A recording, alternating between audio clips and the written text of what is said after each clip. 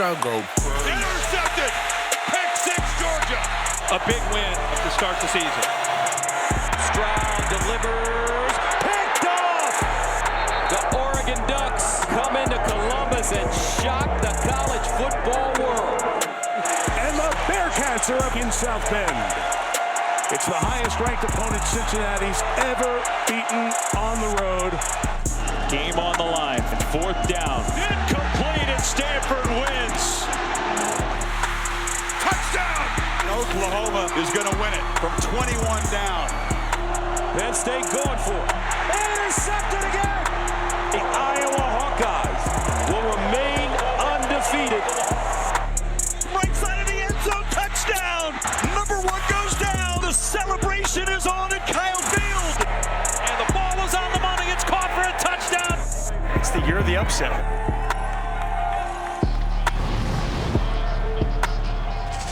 In 2021, 47 teams that have been ranked have gone down. 3 this week, 2 today. Oklahoma State and Penn State, both in the top 10. 3 other top 10 teams went down to the wire, including the game you just watched. Oregon prevailing at UCLA. Will it happen again tonight in Bloomington?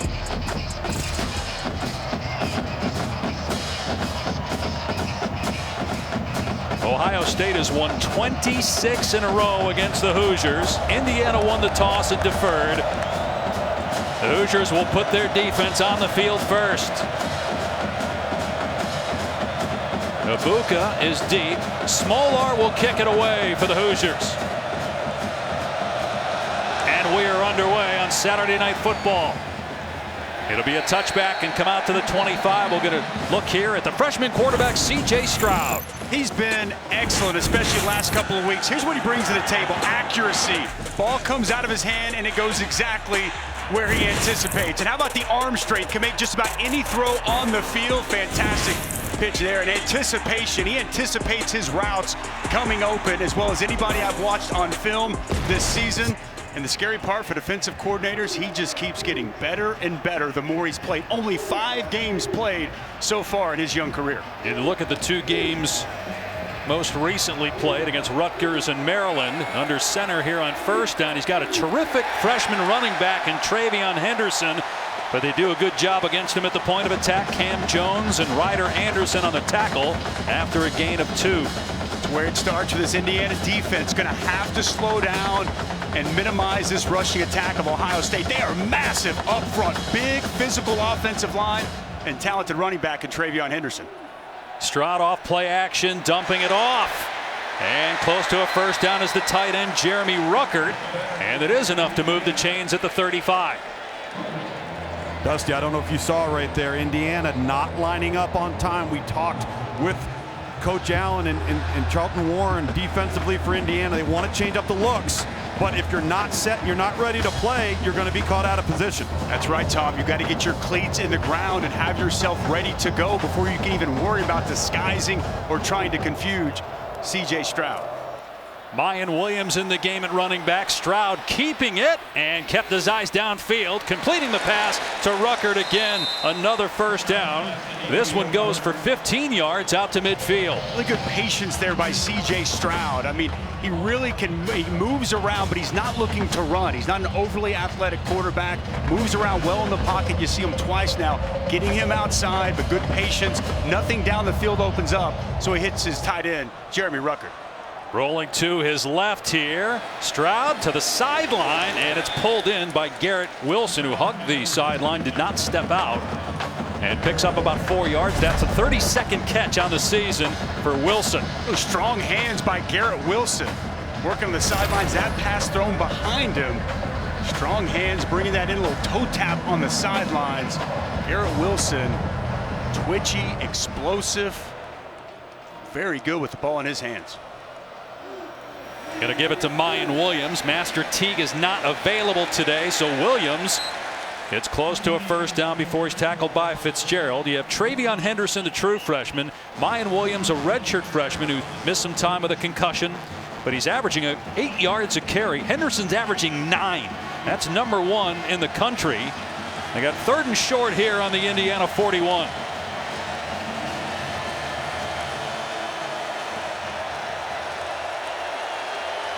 Stroud with a quarterback sneak. Good push, and he gets the first down easily.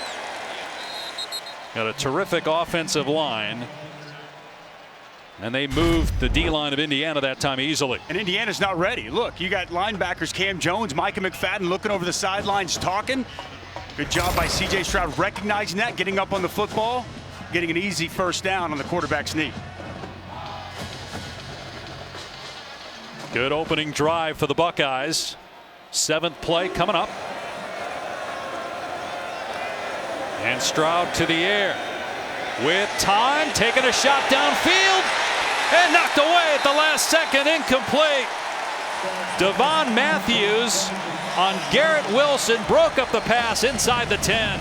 It's an outstanding job by Devon Matthews.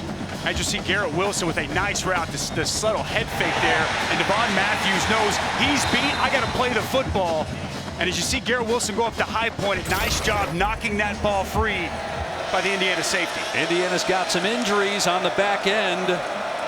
Tywan Mullen, All-American, will not start, but he will play. And a ton of running room again off the left side for Mayan Williams. Gain of 6 before he's brought down by Raheem Lane. But that play by Matthews, it's something Indiana, those are the plays they have to make to win a game today against Ohio State with all the weapons the Buckeyes have.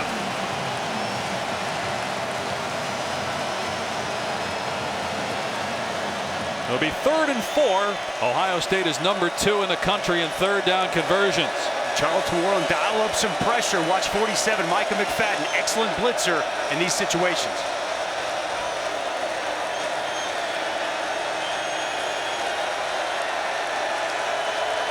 That's McFadden, and they're going to hand it off here, and a ton of room for Mayan Williams getting the first down all the way down to the 22-yard line. McFadden downfield made the stop, but that's a 10-yard gain. Well, look at this blocking off the right side. DeJuan Jones going to do an excellent job, and then you'll see 77, Paris Johnson seal it off. Big, massive hole off the right side for Mayan Williams to hit downhill and move the chains. Talked about those gaudy numbers in terms of yards per carry for both their tailbacks, and they're running it with a lot of success against the Indiana defense so far. Williams able to spin away from a defender, finally knocked down by Raheem Lane, but again, that's 6-7 yards on the ground on first down. It's good to see Mayan Williams back out there. You know, had a concussion earlier in the season, finally after the bye week back in the fold. He is thick, compact, 5'8", 225. But you see the quickness and a physical runner. And we saw the home run capability in week 1 against Minnesota when he took it 71 to the house. Now they've got both these freshman running backs who are just so tough to deal with from a defensive perspective. 2nd down and 4, and Stroud back to throw. Again, dumps it off. Smith and Jigma able to get to the edge, and then turns on the Jets to get the first down to the 11-yard line. That's catch number 24 on the season for Jackson Smith and Jigba. Well, as you watch Micah McFadden, he's going to work out just zone coverage, and he has got to do a better job keeping good leverage. Keep that outside shoulder free. You can't allow Smith and Jigba to get to the sidelines. They go back to Williams on the ground. He's got a crease, and he's into the end zone for the Buckeye touchdown. What an opening drive by Ohio State.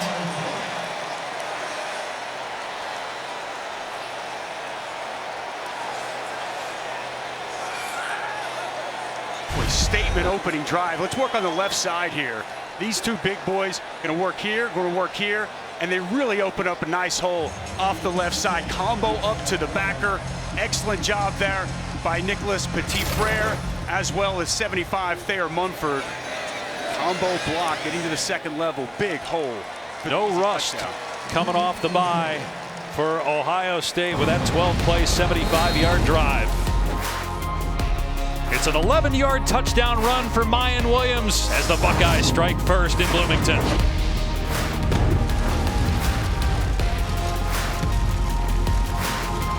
Now for tonight's Aflac trivia question.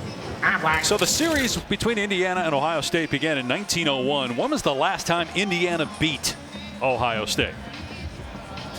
I'll give you a hint. It's been a while. The last time Indiana beat Ohio State? I think I know that answer. I think we discussed it.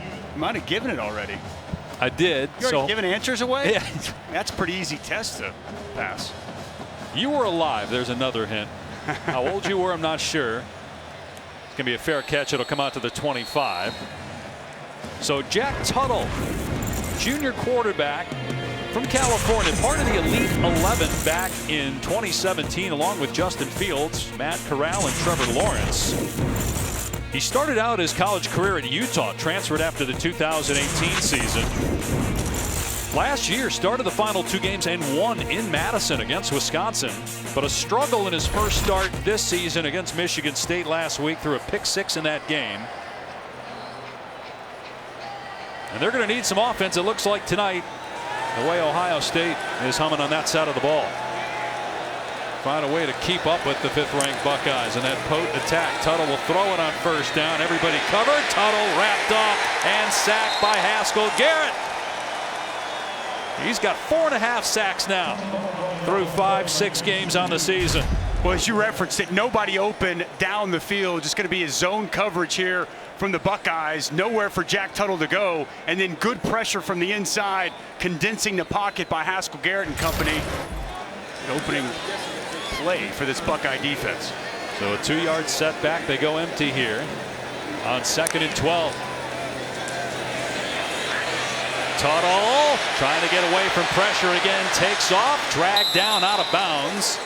Past the 25. He was chased down by Javonte Jean-Baptiste, but that's a good pickup there. Put him in 3rd and manageable. Pretty smart there, Dusty, especially knowing where you are on the field. Don't make a bad play worse. If you're Jack Tuttle, a week ago, he did compound some issues with turnovers following them. So got to be smart in this area of the field and understand punt is okay. Looked like they may have moved the ball back about a yard. So still 3rd and long, 3rd and 7. 3 and outs aren't going to cut it tonight, but this might be a big ask on 3rd and 7. We'll see what Ohio State does in terms of pressure. They brought a delayed blitz on that last play. Tuttle throws, and it's into traffic, but it's caught by Hendershot for a 1st down. So that's got to be a confidence builder for Jack Tuttle with that toss. No question, one of his absolute favorite targets there in Peyton Hendershot. Well-thrown football versus man-to-man coverage. Protection held up. Maybe a confidence builder there early for Jack Tuttle. 25th catch for Peyton Hendershot. He's 3 catches away from the Indiana tight end record. They go empty again here on 1st down. And then Carr, the running back, motions into the backfield. Play action. Tuttle takes a shot. Diving attempt. And Hendershot caught it. Excellent grab by Hendershot with Bryson Shaw in coverage. A gain of 15. Wow, this is an outstanding catch here by Hendershot. Just going to work the middle of the field and strong hands as he gets a full extension and somehow brings that ball in. Outstanding job by the 5th-year senior tight end.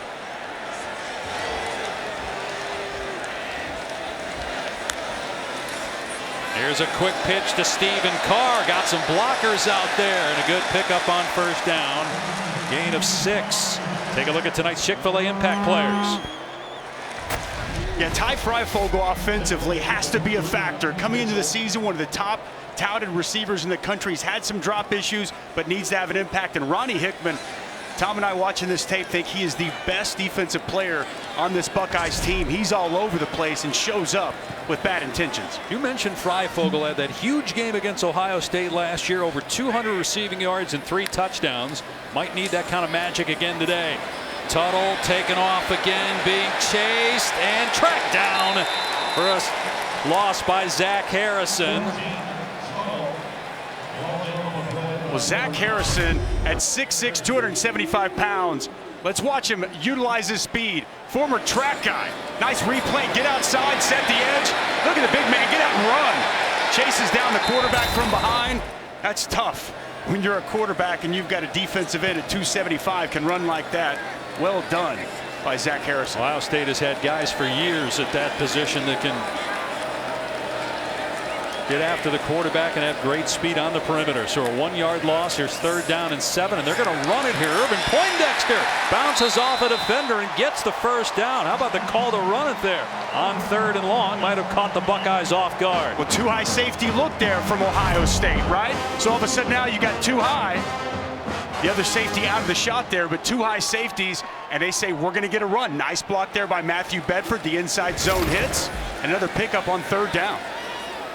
Play 8 of the drive coming up from the Ohio State 40-yard line. Good response here by the Hoosiers after the early score from Ohio State. Pressure.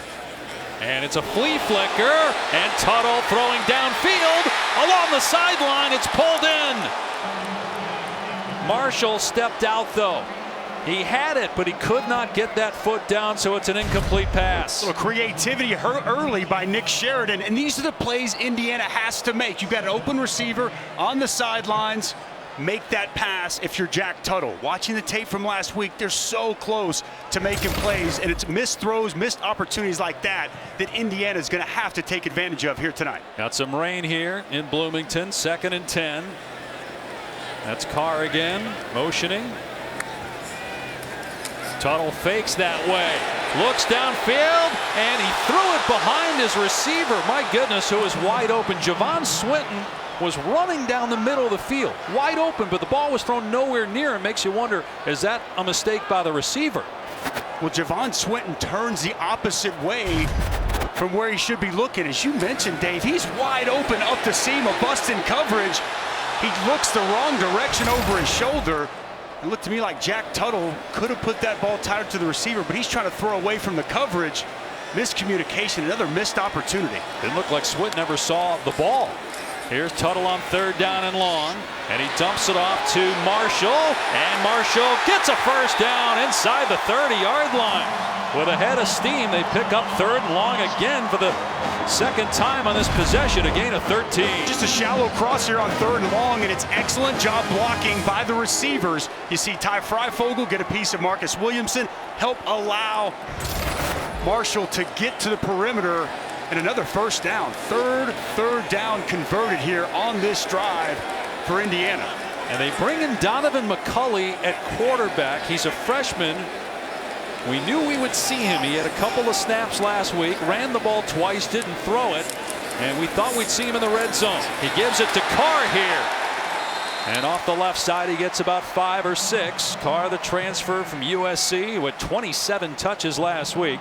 How about the decision to go to McCulley here in the red zone when Tuttle was actually playing pretty well? Well, he can help the running attack, right? Big, athletic quarterback, very green, limited playing experience. Only played 3 snaps or so a week ago. They want to get him involved and see what he can do.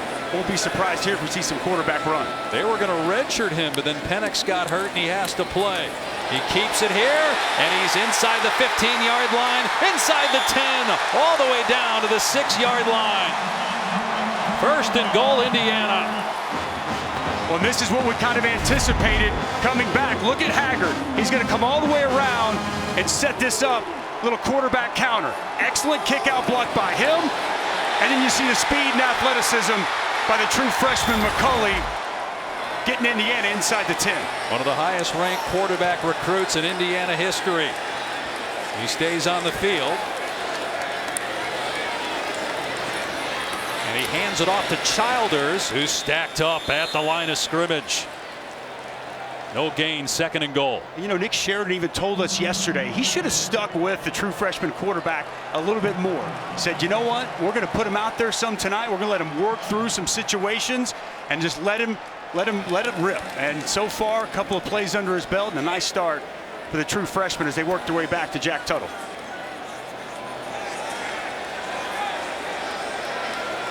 Trying to tie the game up here late in the 1st quarter. Tuttle on the move. Running out of space and just throws it away. Jacoby Hewitt was at the front of the end zone. The ball was thrown to the back. It's 3rd down and goal. This has been the issue with this team so far, especially last week. Red zone woes and not being able to finish off drives. And Nick Sheridan told us that was the biggest point of emphasis this week in practice. They started doing red zone every day at the end of practice when they were tired, worn down, and he even talked about how you have to focus even more so to cap off drives here in the red zone. Well, they have only 21 points scored in 3 Big Ten games. On 3rd and goal, Tuttle in trouble, gets the pass away, and it's caught for a touchdown by Hendershot. Tuttle took a shot and still completed it for 6.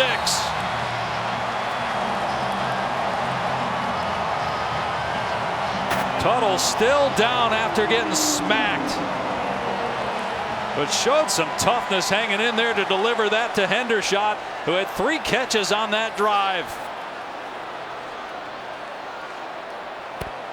And boy, with Penix out because of a shoulder injury, if this is serious, now you're talking about having to play Donovan McCulley every snap, not just occasionally.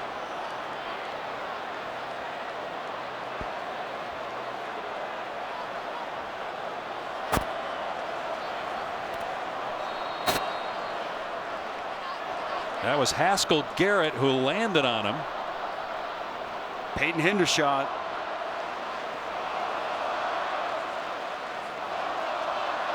So they continue to look at Jack Tuttle working on that right foot. Back in a moment. Saturday Night Football on ABC is presented by Capital One. What's in your wallet? And in part by Burger King. New Ghost Pepper Chicken Nuggets, just $1.49. Don't fear the heat. As the rain continues to fall here in Bloomington, Peyton Hendershot with a touchdown catch. Jack Tuttle, under his own power, walked to the Indiana sideline after getting drilled by a couple of Buckeyes. Haskell Garrett landed on him.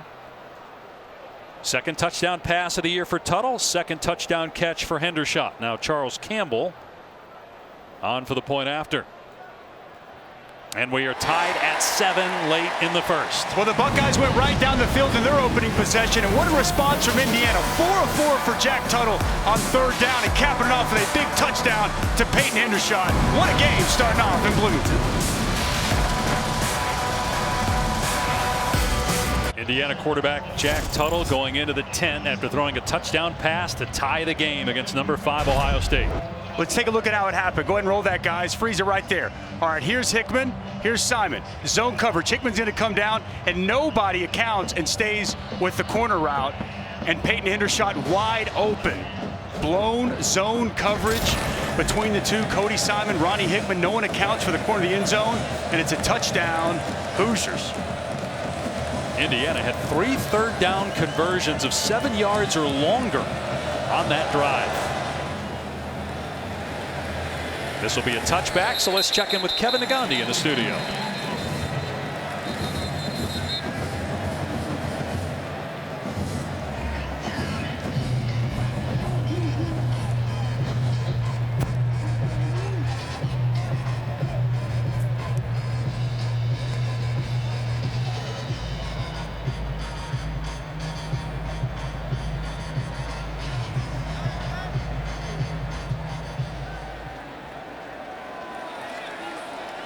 And Bryce Young might be the front runner right now for the Heisman, but C.J. Stroud making some noise. He's the Ohio State quarterback. He'll throw it here on 1st down. Has all day, and a money throw inside the 45 to Smith and Jigba. What a toss by the freshman quarterback that time. Wow, fantastic job. Check out this pocket right here. Plenty of time to step into the throw, and delivers a dime over Micah McFadden in front of the safety and perfectly placed to Jackson Smith and Jigba. That's the accuracy I was talking about, and the anticipation from C.J. Stroud. 32-yard pass play and throwing a wet football as well. And Henderson gets the carry here, and he's knocked down by Cam Jones after a 1-yard gain. Looked like Henderson might have been banged up on that first drive. He was running sprints down the sideline while Indiana was on offense, and we saw Mayan Williams as the primary ball carrier on that opening drive, and Williams had the touchdown for Ohio State. But Henderson back out there, leads the country in yards per carry, has 11 total touchdowns on the season. Stroud on 2nd and 9, again all day to throw, and it's dropped by Garrett Wilson. That's a ball Garrett Wilson has to catch. A really nice route. You see the off coverage. There's an in cut on the dig. The ball goes right through his hands and hits him in the face mask. Uncharacteristic for number 5. Third down. Let's see if this crowd can get into it, and can Indiana apply some pressure? Those linebackers mugged up in the B gaps. Well, that's what they wanted to do, Dusty. They want to get in the face of C.J. Stroud and affect the quarterback on third down. Play clock is at 3. They're either going to have to call timeout or snap it. Ryan Day trying to call timeout, but they get the play away. And Stroud throwing it downfield, and it's caught by Garrett Wilson down to the 20-yard line. Man, this freshman quarterback is some talent. Another brilliant throw for 22 yards. No question, little back shoulder throw. And you see the good concentration. That time the strong hands from Garrett Wilson. Big third down conversion. They go back to the run game, and Henderson, and he's got a hole inside the 10, heading for the end zone. Ohio State touchdown just like that.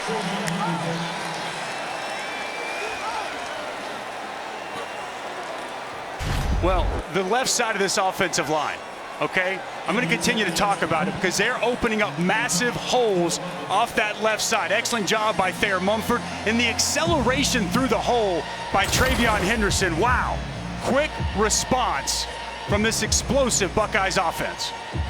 He had 277 yards rushing against Tulsa. It's an Ohio State freshman record. That's saying something, as the extra point is good, with obviously Archie Griffin, two-time Heisman winner, holding that record.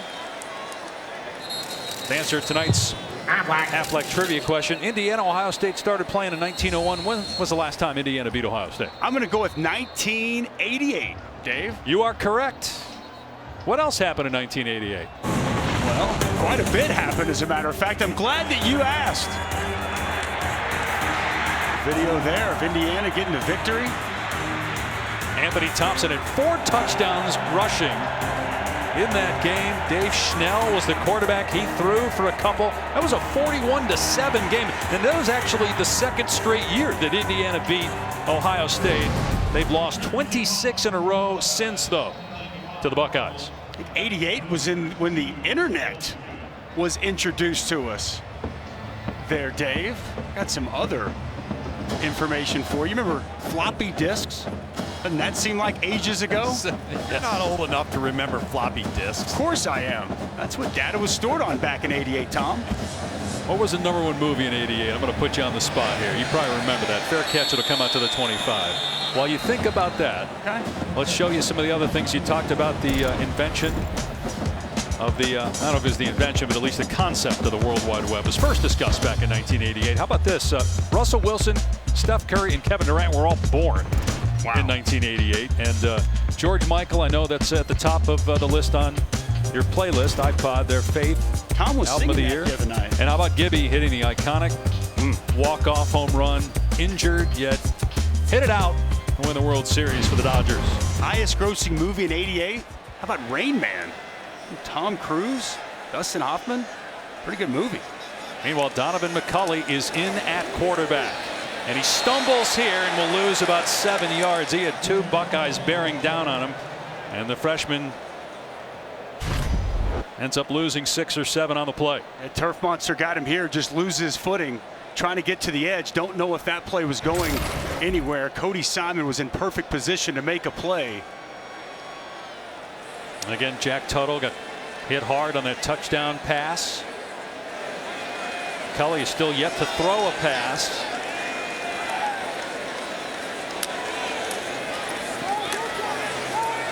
He'll toss it here and throw it downfield over the shoulder attempt, but it's incomplete.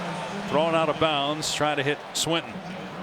Ohio State will be in action next Saturday night. Saturday Night Football presented by Capital One. Penn State coming off a loss in 9 overtimes in Happy Valley to Illinois.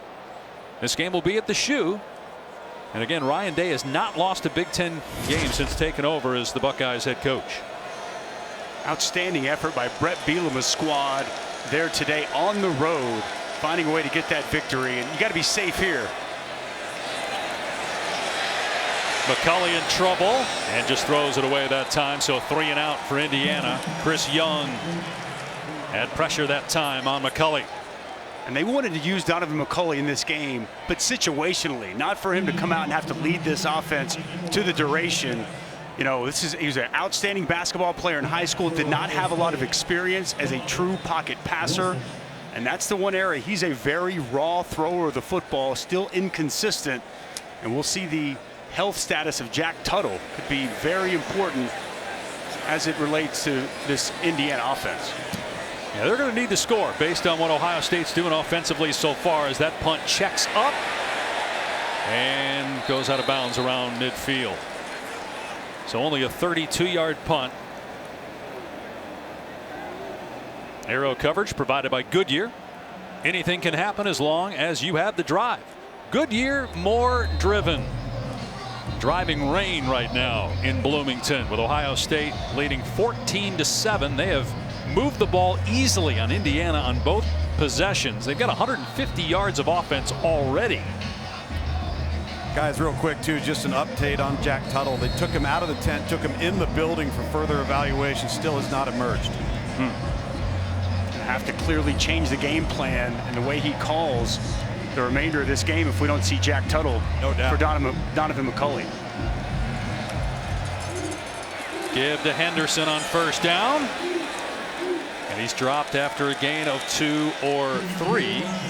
Cam Jones was in there along with Marcelino, McCrary, Ball, and Weston Kramer. It's a defense that last year made so many plays, a lot of takeaways, won some big games.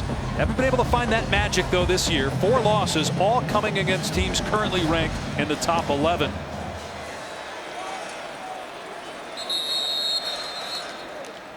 So 1 quarter in the books here in Bloomington. Saturday Night Football on ABC, presented by Capital One. We'll continue after this message and a word from our ABC stations.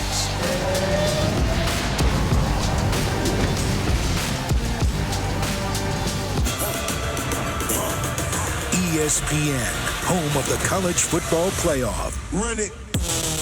Welcome back to Saturday Night Football on ABC, presented by Capital One. Dave Pasch, Dusty Dvorak, Tom Luganville. Ohio State doing anything it wants offensively right now against this Indiana defense. Already 14 points, over 150 yards, and they're on the move again in Hoosier territory for the 3rd time. 2nd down and 7 for freshman quarterback C.J. Stroud. Moving out of the pocket, throwing on the run, and a catch made again. Smith and Jigba goes down to get it at the 39-yard line. It's a gain of 9. They'll move the chains. A little bit of pressure coming off the left side, and as you see, C.J. Stroud moving, not to run, eyes down the field, locates his target. Jackson Smith and Jigba, I mean, he's the 3rd of this trio that people talk about, but he'd be a number 1 just about anywhere. Excellent route running to come open on that 2nd down. He had 2 touchdowns in the loss against Oregon. Stroud off play action, has a ton of green in front of him, so he takes off and dives. He'll come up short of the line to gain by about 1 yard, but still it's a 9-yard pickup for Stroud. Boy, and Dusty, he had him. He had Smith and Jigba. Yeah. Down the sideline, down the seam, and he glanced, and he just decided to pull it down. But I'll tell you what, the one thing I noticed about this quarterback early, he's got big hands. And the big hands with the wet ball is helping him maintain some velocity. Got 9 on that run, his 15th carry of the season. He'll throw it here on 2nd down and 1, and another diving catch. This time Garrett Wilson inside the 20-yard line. Another trip to the red zone for the Buckeye offense. See if he secured it. Arms under the football. Nice job on the comeback route. That pass thrown outside of 10 Ryder Anderson. A zone drop there. Well-placed football, and Garrett Wilson, very nicely done going down and getting that pass. And the ball on the ground. It was picked up though and handed off to Henderson for about 3 or 4 yards. Was just about to say that there was no rust for Ohio State, that the bye week enhanced their offense. It didn't disrupt how well they were playing on that side of the football the last few games since the loss to Oregon. Obviously with the rain Got to really secure the football. That's the first time we've seen a mistake, but it bounced right back up to Stroud. He'll throw it here, and it's a screen pass. Henderson breaks a tackle inside the 5. Henderson to the end zone. Touchdown, Ohio State.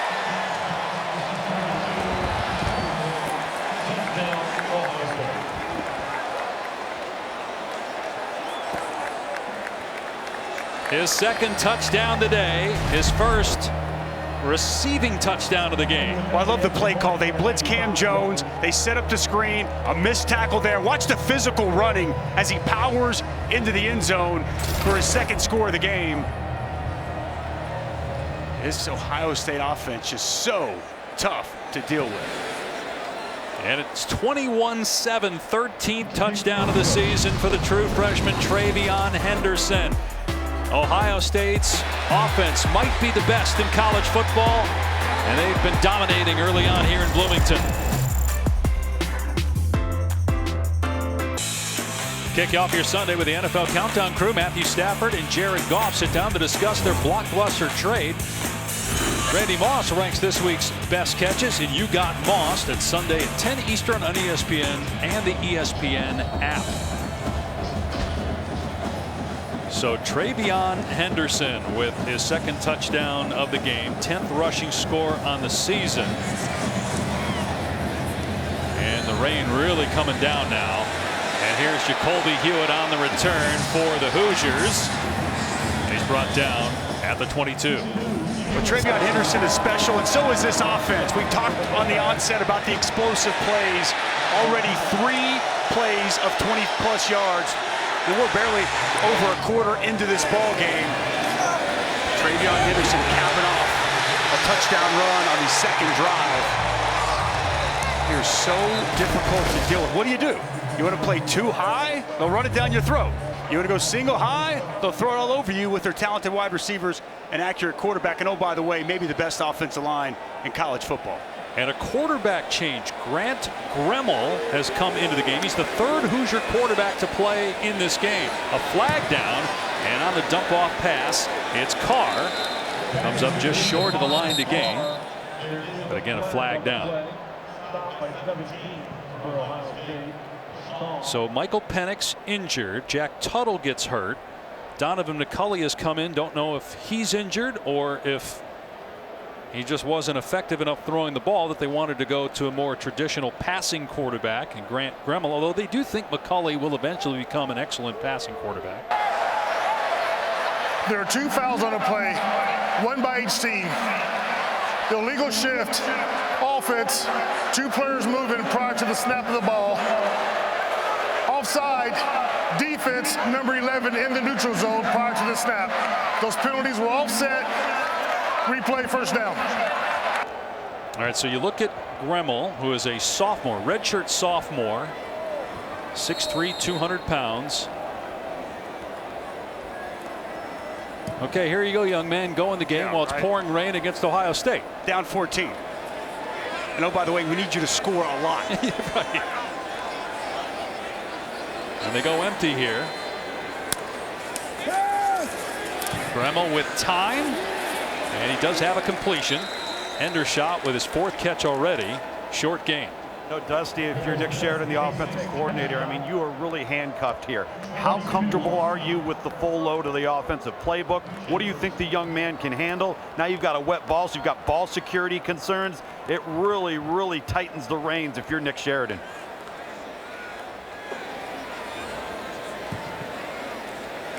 And we'll see what Matt Barnes, who's calling the defense now for Ohio State, does, knowing that he's got an inexperienced quarterback out there in Gremmel. They're going to run Carr here on 2nd and 7, and just too much speed for the Buckeyes. Ball on the ground. It's recovered by Ohio State. Steele Chambers, who was moved from running back to defense in August, got back there. Matthew Bedford jumped on the free ball. I've loved watching the tape of Steele Chambers. Look at him shed, get off the block, engage, and then make the tackle and force the fumble. As you referenced, in fall camp, he was a running back. Speed and an instinct already, and he's still learning what he's doing. He's putting some good film out. Nice play on 2nd down. Looked like maybe the ground caused the fumble there, but again, recovered by Indiana. Maybe cost them a yard. 3rd down and 12. Ohio State rushing 4. Gremmel from the pocket in trouble, and down he goes. Gobbled up by Ty Hamilton.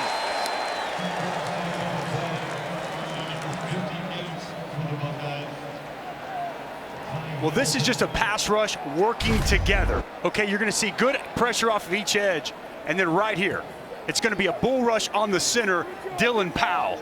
Ty Hamilton just mushes the quarterback right, pushes the center right into the quarterback's lap. When you get that outside pressure, force that quarterback to step up. Makes it easy on the defensive tackles. Well done by the front for Ohio State. Evans has the ball go through his hands. He scoops it up and gets taken down for a safety. It was Jared Smolar had it go through his hands, and then Marvin Harrison Jr., son of the Hall of Famer, with the tackle on Smolar, and it's 23-9 Ohio State.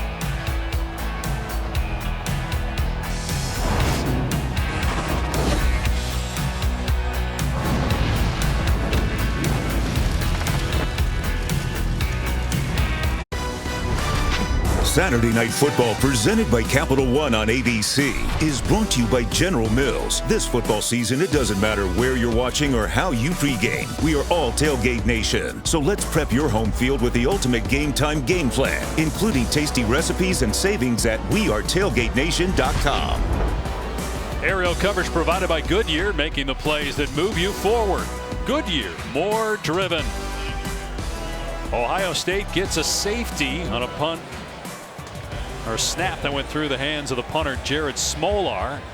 He recovered it, but was tackled by Marvin Harrison Jr. in the end zone, and so Indiana will kick it to Ohio State now from the 20-yard line. Ibuka is deep. He fields it at the 20-yard line, and he's got some running room into Indiana territory, still going, and finally tackled at the 40. Taco Bell welcomes you to the Live Más Student Section of the Year contest. Use hashtag Student Section Sauce to get the committee's attention, and go to ESPN.com/Taco Bell to see how your school can compete. Great crowd here early on this ball game. As you've referenced a couple of times, the rain really starting to come down. Some people seeking some shelter, but second time here in Bloomington this year. We're here for the Cincinnati game here tonight, and this fan base, they're definitely here to support their football team. And the good crowd has not startled C.J. Stroud at all, although we do have some empty seats now because of the pouring rain, and maybe because of the score as well, with Ohio State looking dominant here early on, averaging close to 9 yards a play. And a timeout called here by Ryan Day. The play clock winding down. Timeout.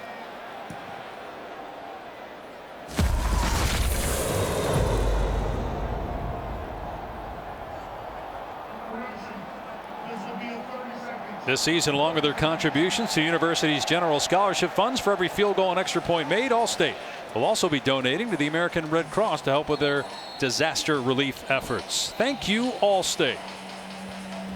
Dave Pasch, Dusty Dvorak, Tom Luganville. So Ryan Day, in his third year as the head coach, taking over for Urban Meyer, has won 2 Big Ten titles and been to 2 college football playoffs.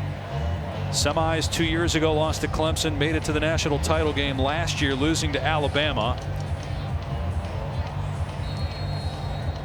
Very bright offensive mind, has an excellent demeanor. And talking with him this week, we were pretty excited about what you guys had seen on film offensively, but he was very understated as Stroud goes downfield. The pass is knocked away at the last second. Olave, the intended receiver, and Jalen Williams was there defensively to keep the Buckeyes from getting another quick strike score. We haven't heard Olave's name mentioned much. A little double move there, out and up, and he beats the coverage initially. That ball a little bit underthrown, and a nice job making up on the play. Jalen Williams in good position. And Chris Olave, such a good deep vertical threat for this Ohio State offense. Really tracks that deep ball well. That's one C.J. Stroud wishes he could have back.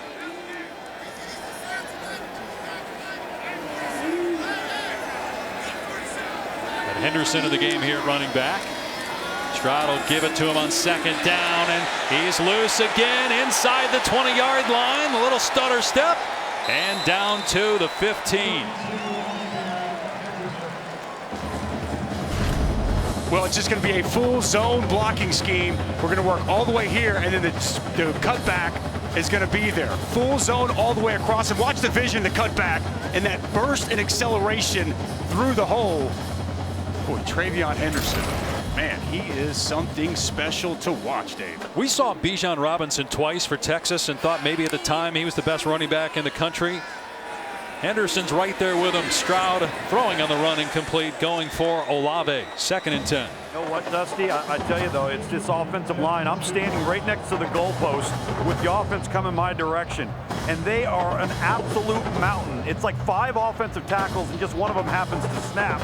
But the holes that they're opening, that time we saw the cutback, I mean, it is amazing how they are moving the line of scrimmage, arguably against the best defense that Ohio State's faced this year. No question, Tom. They are big, physical, and they are imposing their will here in the first half of this ball game. See what they do here in 2nd down and 10. Stroud will throw it. Has time again because of that offensive line, but everybody covered. So Stroud taking off, throwing back across the middle for a touchdown to the tight end, Ruckert.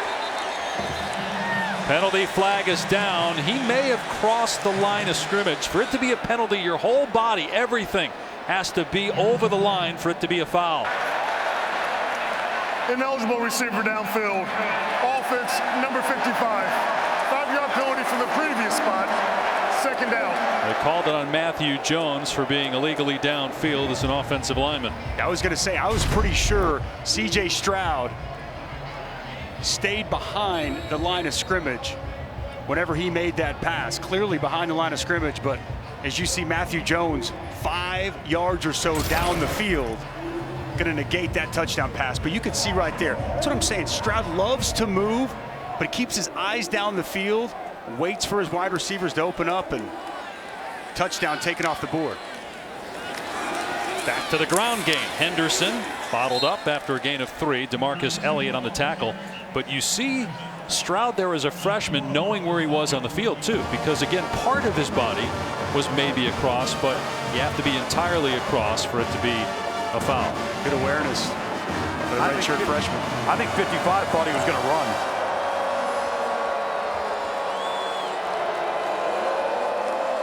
Boy, if you're Indiana, this is a must stop at this point. You got to get off the field here and stay within striking distance, or this could get ugly in a hurry. Stroud to the end zone. Caught! Olave! Touchdown, Buckeyes!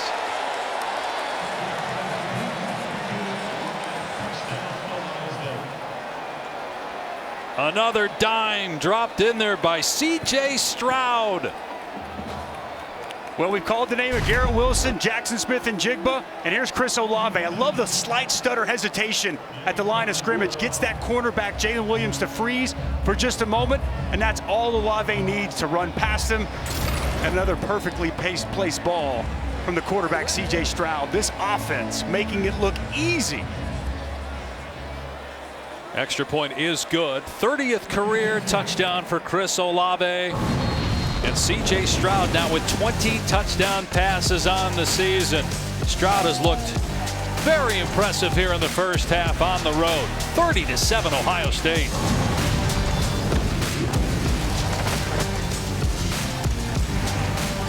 Man, there have been some great receivers over the years at Ohio State. Every decade they've had a first-round pick.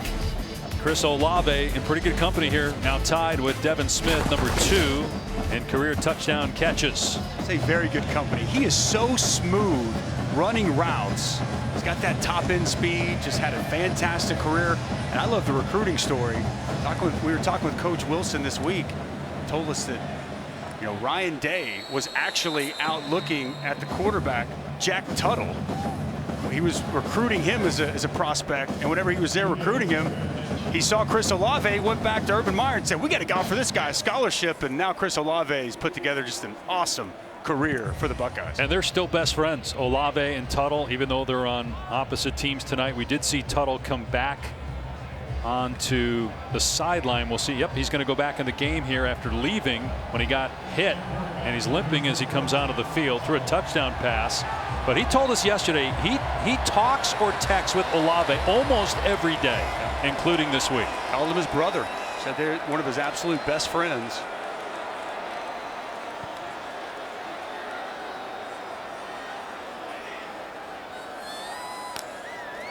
And another ball on the ground. Tuttle picks it up, and he gets dropped by Tyleik Williams.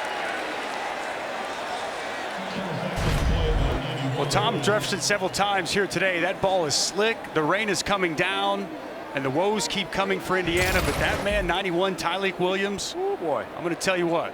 There's a lot of talent in this Ohio State defensive line. He's the most talented guy when I watch tape. True freshman, unbelievably productive. Defensive coordinator Matt Barnes called him a dancing bear with his size and athleticism. His 5th sack on the season. So they lose 7. They run Carr here on 2nd and 17, and he gets maybe 2. Tommy Eichenberg on the tackle. Indiana's had to use 3 quarterbacks, and Michael Penix isn't one of them. He's out with a shoulder injury, so Tuttle got the start. He had to leave. Donovan McCulley was coming in the game occasionally, and then they went to another quarterback, Gremmel, but McCauley's back out there for his 4th snap of the game. And it's on 3rd down and 14.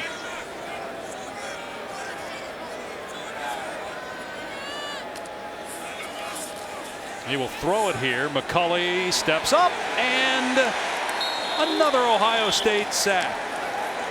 Tui Moloau. 4 sacks for the Buckeyes. Well, this is an excellent job of using your hands. You're going to see him stab the offensive tackle, Caleb Jones. Little stab and then the rip to get off. And another one of those talented true freshmen, Tui Moloau, Jack Sawyer. We've already seen Tyleik Williams, 2 sacks on that drive by true freshman defensive linemen. The current state is good and the future even brighter for this defensive line of the Buckeyes. All right, now the last time down here, Smolar had it go through his hands, so James Evans will punt this time and makes the catch, secures the ball, gets the punt away. And running room here for Wilson inside the 35 and down close to the 30-yard line. Boy, in the rain, smart play though by Wilson to field that and just run straight ahead, 20 yards on the return. A low punt. As you mentioned, saw an opening, took advantage, and picks up good yardage on the return.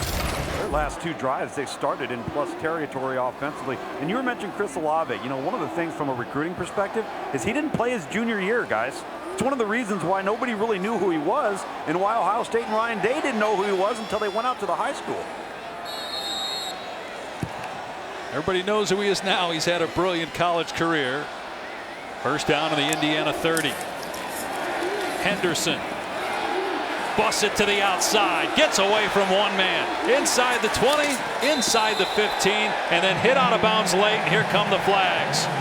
Frustration setting in for the Hoosiers. Raheem Lane hit Henderson after he crossed the boundary line. 17-yard pickup before the penalty. After the play, personal foul, late hit out of bounds. Defense number 0. Half the distance to the goal, automatic first down. That's the word, frustrated, that a lot of the Indiana folks were saying this week, because they just haven't been able to get over the hump this year against good teams like they did last year. I understand the frustration. This first half, this season hasn't gone the way they wanted. This first half hasn't gone the way they wanted, but you got to be smarter than that. Clearly out of bounds. Easy call for the official. How about on that counter? Travion Henderson with the jump cut. Man. Henderson again breaks another tackle into the end zone. Touchdown, Ohio State. They cannot tackle this guy.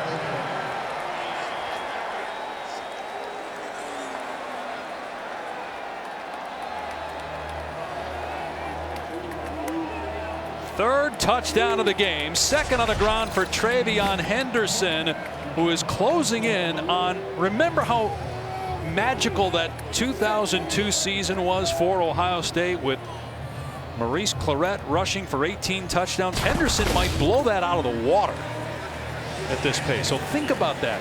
It really puts it in perspective when you consider how great Clarett was and how outstanding that Ohio State team was in 02. But Henderson is running all over the Hoosiers and everybody else right now. It is all Ohio State. The Buckeyes by 30.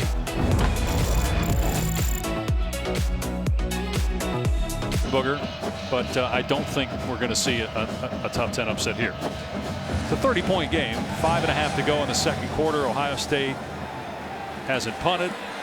Here's Jacoby Hewitt on the return for Indiana, which has played 3 different quarterbacks. This drive will start around the 20. Sunday afternoon on ABC. Next stop of the F1 schedule, the U.S. Grand Prix from Austin, Texas. 6-time champ Lewis Hamilton trails Max Verstappen by only 6 points in the driver's standings with just 6 races left. Coverage starts 1:30 Eastern, 10:30 Pacific on ABC and the ESPN app. I've seen some of your car racing skills when we make it to the airport for games sometimes. Well, there actually are a lot of people that are doing the same thing here in Bloomington right now. A lot of cars have left as you look at the last 3 drives for Indiana. And it's McCulley in a quarterback. So you wonder, did Tuttle get hurt again? They put him out there and then they took him out of the game on 3rd down. And oh boy, down goes McCulley. It's the 5th sack for Ohio State. This time it's Jerron Cage. They got 3rd string defensive lineman. Well, here's the problem for Indiana. This offensive line has already struggled. As we'll take a look here, we're going to see Cage just get up the field, split a double team, and devour the quarterback McCulley. You know, they're now in pass rush mode, and even though that was more of a run play, they're just getting up the field, not even worrying about the run. And this is an Indiana offensive line that struggled already. It's chum in the water for this Ohio State defensive line coming after quarterbacks. 18-year-old McCulley had trouble with the snap and dragged down after a gain of about 3 by Jean Baptiste. The depth that Ohio State has in their defensive front. I know they're young and they probably don't have an established edge guy like we've seen in years past, but over the next 2 to 3 years. So there was a penalty flag down. We actually didn't see it, but there was a flag down for offside by Tyreek Smith. The next 2 to 3 years, guys, it could be special in the defensive front, 2 and 3 deep. No question. No question. This crop of true freshmen that they brought in the defensive line and some of the other young guys they have, I'm completely with you, Tom. Unbelievably talented. I think how many top 5 picks they've had on the D-line the last few years. The Bosa brothers and obviously Chase Young.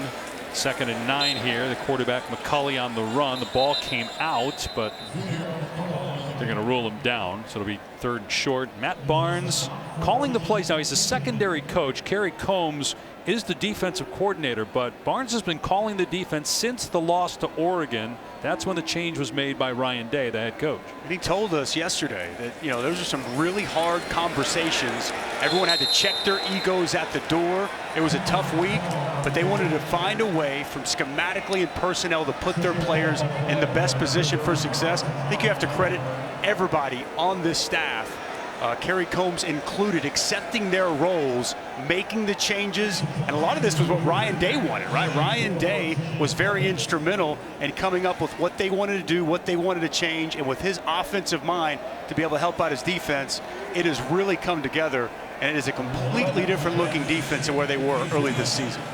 At Penn State next week on ABC, Saturday night from the shoe. And the fair catch made at the 33-yard line by Smith and Jigba. Well, we talked about what we've got for you next Saturday night. Saturday Night Football presented by Capital One. Penn State coming off a loss at home in 9 overtimes against Illinois. The reason it went 9 overtimes, it's a new rule in college football. When you get to the 3rd overtime now, it's only 2-point plays. It's basically a 2-point conversion contest. Do you like that rule? I don't know. It was the first time I've seen it play out. I know this. I was on the edge of my seat the entire time. So from that aspect, it was very compelling. But I'm still trying to wrap my head around how I feel about it, Dave. Stroud, they're going to keep throwing it here. And it's caught by Olave for a gain of about 9. So the most in college football history, the 9 overtimes. Again, we just told you why it went that long. First road win against a top 10 team since 2007 when the Illini knocked off then #1 Ohio State. On 2nd and 2, long throw for Stroud, and it's high. Intended for Garrett Wilson.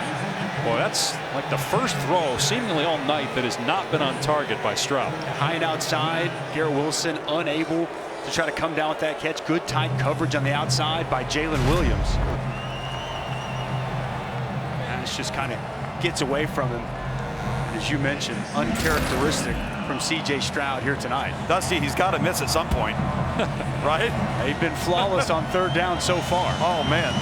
He's got 5 incompletions, but remember there was a drop by Garrett Wilson on a pass that was thrown on the money. A couple other ones that could have been caught or knocked away at the last second. They picked this up easily up in the air. Rucker trying to hurdle Devon Matthews. It's a 1st down though. Ohio State with 2 timeouts remaining. Clock is at 2:50 and counting. Indiana there in man-to-man coverage, and you see that was just a little play action, boot action, and then they take Rucker out the outside, and Devon Matthews unable to run with them. Easy pitch and catch on 3rd and short. Stroud has thrown 2 touchdown passes. Ohio State with 3 rushing scores. Play action here for Stroud. Setting up and throwing to the perimeter, and a beautiful toss again. Garrett Wilson on the grab at the 35. 15 more yards for Ohio State. Excellent pocket protection from the offensive line. See him just step in there, step into the throw. Look at the ball placement, outside shoulder away from the defender. You can't draw it up any better than that. The long throw. Some of that arm strength on display there for C.J. Stroud. I mean, he's very much in the Heisman Trophy conversation, and when you watch the tape, especially last couple of weeks, the more he gets comfortable, the more you recognize one of the better throwers of the football in the country.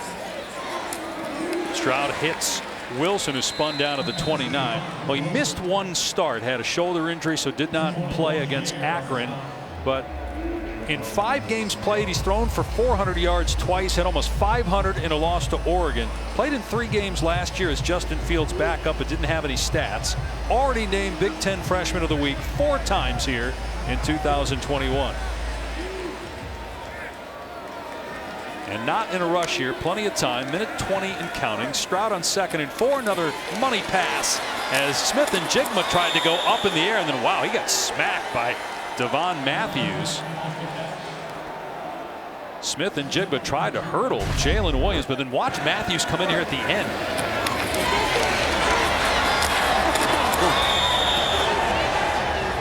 But it's a 1st down for Ohio State. Clock stop with 1:14. See Stroud's numbers on this drive. The 1 errant pass.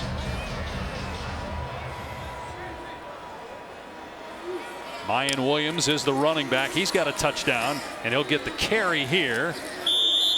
Smothered after a gain of about 2 or 3.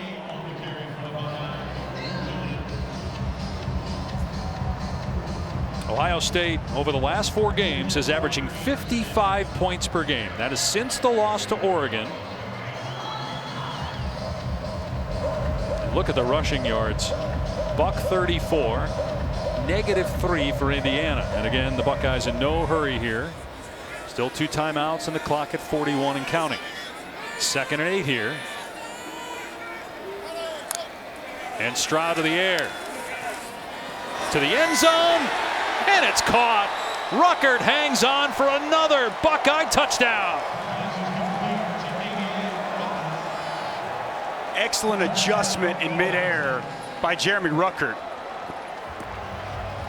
Such another weapon that's underutilized because there's just so many weapons on this offense. I think Jeremy Ruckert's really improved as a blocker, and he's shown to have excellent hands, had big catches throughout his career and big moments, and getting him matched up on a linebacker there, too easy. Another touchdown for this Buckeyes offense. 3rd touchdown pass for Stroud, 21st on the season. It's 44-7. Ohio State has scored 30 points in the 2nd quarter. And this Indiana defensive front continues to not be able to affect Stroud from the pocket. Good adjustment in the air by Jeremy Ruckert, and you get him matched up on Aaron Casey, the linebacker, almost like stealing. Now, when you start looking at this ball club, guys, and I know the back half of the season is the difficult stretch for Ohio State, but where's the flaw? You know, where's the area of this football team where you say, oh, this could be exposed, or, man, I'm not sure about this group? It's hard to find one. No question, Tom. I'm completely with you, especially this defense has really started to round into shape, and this offense, man, they just keep getting better week after week. And you know, Ryan Day reminded us just how young this offense in particular and this football team is, and you would anticipate the more experience they get, the more times out there, the better it's going to look. And it's been the case here tonight. This will be a touchback on the fair catch there by Hewitt, so it'll come out to the 25. Well, we talked about the game next week against Penn State, and they have to play Purdue still. Purdue was ranked, won't be next week because of the loss to Wisconsin. Then they got Michigan State and Columbus, and at Michigan. Is this finally the year that Jim Harbaugh gets the Buckeyes? Michigan playing really well, handled Northwestern easily today. I've been impressed by Michigan a lot. I mean, they're a physical football team that can run it. That defense has been absolutely getting after it. Slow start today against Northwestern, but then they put their foot on the gas. Should be a great matchup to close out the season. Right now, I don't think I'd be picking against these Buckeyes, Dave. So taking a knee is Grant Gremmel, and that will end the first half. C.J. Stroud very much, as Dusty mentioned, in the Heisman conversation, only improving his chances with an unbelievable first half. And that's the fourth time already this year that they've scored 30 or more by halftime. They had 30 in that quarter. And a lot of the fans that are here are Ohio State fans, and they'll stay to the end if this keeps up. We'll get you to the studio for the Capital One halftime report after this short break.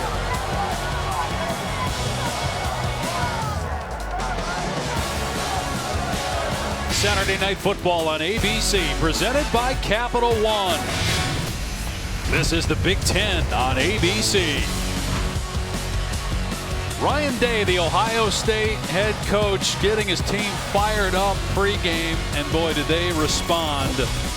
An unbelievable first half offensively. They're on pace for 100 points and 1,000 yards. They lead 44-7. And believe it or not, this was the best defense that Ohio State faced this season, and they just obliterated that D in that first half. They were flawless offensively. Scored every single time they touched the football. Perfect on third down. C.J. Stroud was accurate with the football, distributing all over the field. And Travion Henderson was just simply special in that first half. As we said off the top, this is the most explosive offense in college football. And boy, did they live up to that billing the first two quarters of this game.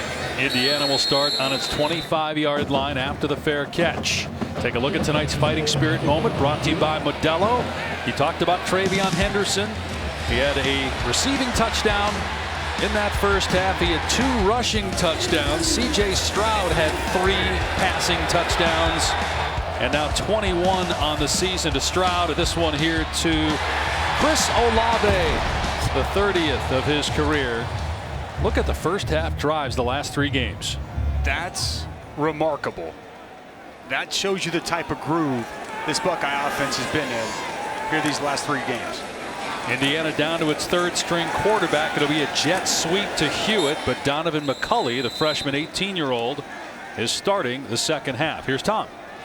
Well, guys, this is a tremendous opportunity for the second half of this game for Ohio State. We talked about how young they are, to get some of these youthful guys some meaningful reps. Kyle McCord, the quarterback, Jack Miller, the quarterback, and a wealth of talent in youth at the wide receiver spot, including Marvin Harrison Jr., Jaden Ballard, Emeka Ibuka. This is a really talented group, and you're going to need them during the back half of the schedule. McCulley throwing it downfield. Freifogel is there and makes the catch. First time that we have talked about Freifogel. They're going to flag is down. Let's see here if he stayed in bounds. I think his feet were in. Yeah. 2 in. And get a penalty marker, though, back at the line of scrimmage. Holding, defense number 8. The penalty is declined. Result of the play is a first down. Nice job by Donovan McCulley getting outside the pocket on the move, locating Ty Freifogel. He just gets lost in coverage. A little toe tap on the sidelines. First time we've called Freifogel's name so far tonight. A nice start in the second half for this Indiana offense. He was a third-team All-America a year ago. Freifogel had 3 touchdowns against Ohio State in Columbus. They were down 35-7, by the way, in that game. And Indiana came back and lost by 7. And they do it again. Run play, card, nowhere to go. Dropped for a loss. Another negative play. We're almost in double digits in terms of negative plays for the offense for Indiana. And look at, after that first drive where they marched down the field against the Ohio State defense and scored, they got negative 17 yards. They were flawless on third down in that opening drive, 4 of 4, 0 for 4 since. And this Buckeyes defense really settled in as we see Jack Tuttle on the sidelines. He was injured on that touchdown pass at the end of that opening drive, and he tried to gut it out and get back out there, just unable to go. McCulley going to take off, and another Ohio State sack. This one by Zach Harrison. 7 sacks now for Ohio State. Well, really, it's the inside pressure by Haskell Garrett. Watch him get up the field, and it's going to open it up here for Zach Harrison. Holding. Excellent job. Defense, number 26. Changing Okay. ability from the previous spot. Automatic first down. So Cameron Brown with a defensive holding, and that negates the sack for Ohio State. Correction. It will be second down. That's the second time tonight we didn't see the flag down there. It's on Cameron Brown against Freifogel. Not a whole lot there.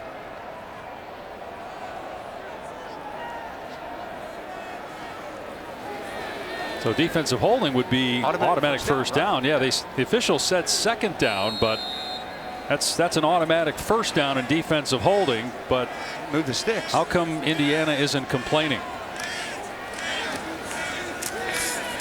McCulley trying to get the edge, and he does get the first down, but that should have been a first down play, not a 2nd and 3. I don't know, confusion there between the officials. McCulley breaking a tackle. You see him get on the perimeter. He's an exciting guy, Dusty. Yeah, he is. For a young guy who's thrown to the wolves like this, bad weather against a premier team, and he's held his own, and they might have something to mold with this guy. Good basketball player in high school. Nick Sheridan told us he had a knack for making big-time plays in big moments.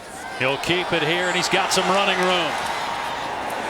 But the closing speed of the Buckeye secondary, that was Marcus Williamson, 5th-year senior, tracking down McCulley, who was going to redshirt, but then the Penix injury and Tuttle struggling against Michigan State forced Indiana to put McCulley in and play him more than just the 4 games where you can still redshirt. We're going to see him the rest of the season. Yeah, good opening drive here for Indiana. McCulley will throw it here, leaving the pocket on 2nd down and lobbing it into the end zone. A jump ball, and it's knocked down by Sevyn Banks. Miles Marshall was the intended target. Good coverage down the field. Brought pressure. Blitz picked up well by Stephen Carr. One-on-one down the field. Miles Marshall got the size, jockeying for position between Banks and Marshall. And nice job getting in front of the receiver, getting the pass deflection.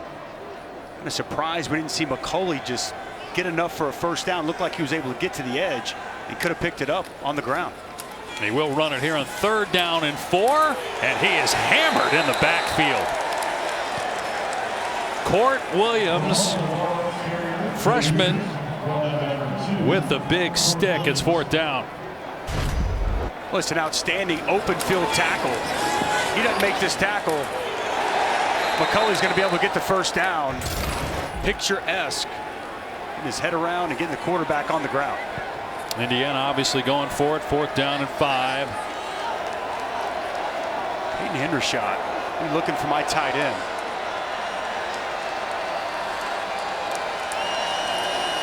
They fake the jet sweep, and McCulley is tackled in the backfield. Zach Harrison was all over him. Indiana turns it over on downs. There's sack number 7 after they had one negated earlier. Well, it's been all Buckeyes here tonight. Zach Harrison with the closing speed on 4th down. Another stop for the Buckeyes to start the second half.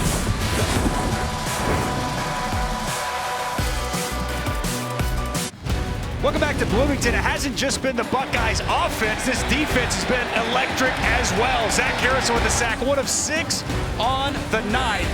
11 tackles for loss in just 38 plays so far this evening. They've been ferocious getting after these Hoosiers quarterbacks. Impressive job so far by the Buckeyes defensive front. C.J. Stroud will start the second half, but don't know how long we'll see him. He's in trouble here on 1st down, though, and sacked by Micah McFadden. Well, this is a guy who's not going to quit the entire night. The heart and soul of this team, the heart and soul of this defense. He's really good coming off the edge. Times up his blitzes perfectly, runs right past Paris Johnson, and gets himself a nice sack. I love watching the tape of Micah McFadden, one of the better linebackers in all the Big Ten, and just really plays the game the way it's supposed to be played. You know, Charlton Warren told us he's his field general out there. Nice play there for their opening play in the second half. Well, he got called for targeting in a game against Cincinnati that Indiana was leading, as Stroud drops back to throw here in a short pass that's caught at the 21-yard line by Mayan Williams. You wonder, certainly the game changed. They lost to Cincinnati. Maybe the season changed when that targeting call occurred, because without McFadden against Cincinnati, look at it, 264 yards allowed, and it hasn't been the same. Indiana played hard and fought against Michigan State, was in the game last week, but the magic that was 2020 when Indiana went 6-2. Reset the play clock. McFadden was at the heart of that. No doubt. No question. Williams on 3rd and 21. Tackled at the 28, so got a chunk of it back, and Ohio State will punt. And again, we're showing this because it was a game-changing targeting call against McFadden, but it was a season-changing call as well. As a 3rd down, they're up 14-0 at that moment. Once they lost him, we showed the graphic. Everything changed in that ball game. Means so much to this football team. He was awesome last week against Michigan State. The entire Indiana defense was, but you're exactly right, partner. We were there for it. Everything just changed. And if you win that game against Cincinnati, who knows what type of confidence that infused into this team. But last year, all the breaks went Indiana's way, and this year just hasn't been the case.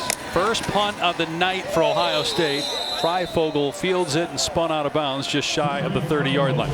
First punt in 17 drives for Ohio State. Wow.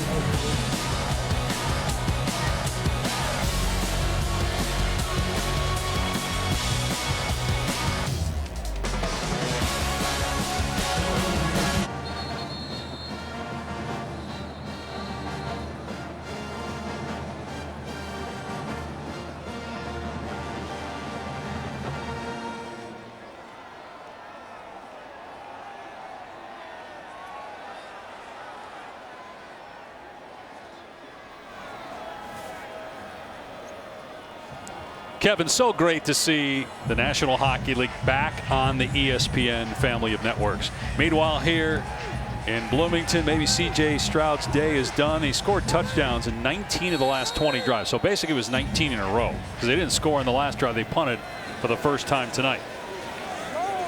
So Indiana takes over down 44-7, early 3rd quarter. McCulley will throw it. No, he won't.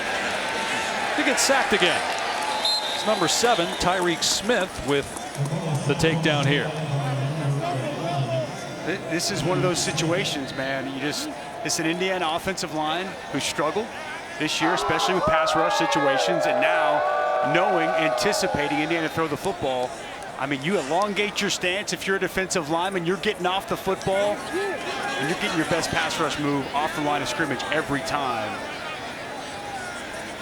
Really tough on this Indiana offense right now. And Grant Gremmel is in the game now at quarterback. He's played about 10 snaps. He's going to hand it off to Carr here. And Carr able to break a couple tackles and gets 7 or 8 there. Actually more than that because of the sack. Excuse me, about 12. So 3rd down and short. And we've thrown out a lot of numbers tonight with Ohio State having won 21 in a row in the Big Ten and 11 straight games on the road. How about coming off a bye? Assuming they hang on, it'll be 15 consecutive wins off a bye. They haven't lost a game in 16 years. 2005, the last time Ohio State lost a football game off of a bye week. I was still in college in 2005. Gremmel throws right at the line to gain a huge hit on Hendershot by Ransom. Nice job going up and grabbing that football. Strong hands to secure the catch. Really nice tackle there by Lathan Ransom. Ouch. Going low. You said it. Right on the hip. Man.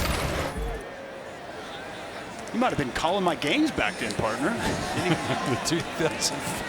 Dave, I was then. And here we are. You looked a lot different in the back. booth. I did. You're right. Long flowing hair. Amongst other things. McCulley taking a shot here, showing the arm strength. Wow. Almost hit Freifogel, who could not catch up to that ball. And that's what they needed to do tonight, knowing that Ty Freifogel, get him to stretch the field, their best vertical weapon they have on this offense with no DJ Matthews, who's injured. Pass actually pretty good coming out of his hand, just a little bit too much on it from Donovan McCulley.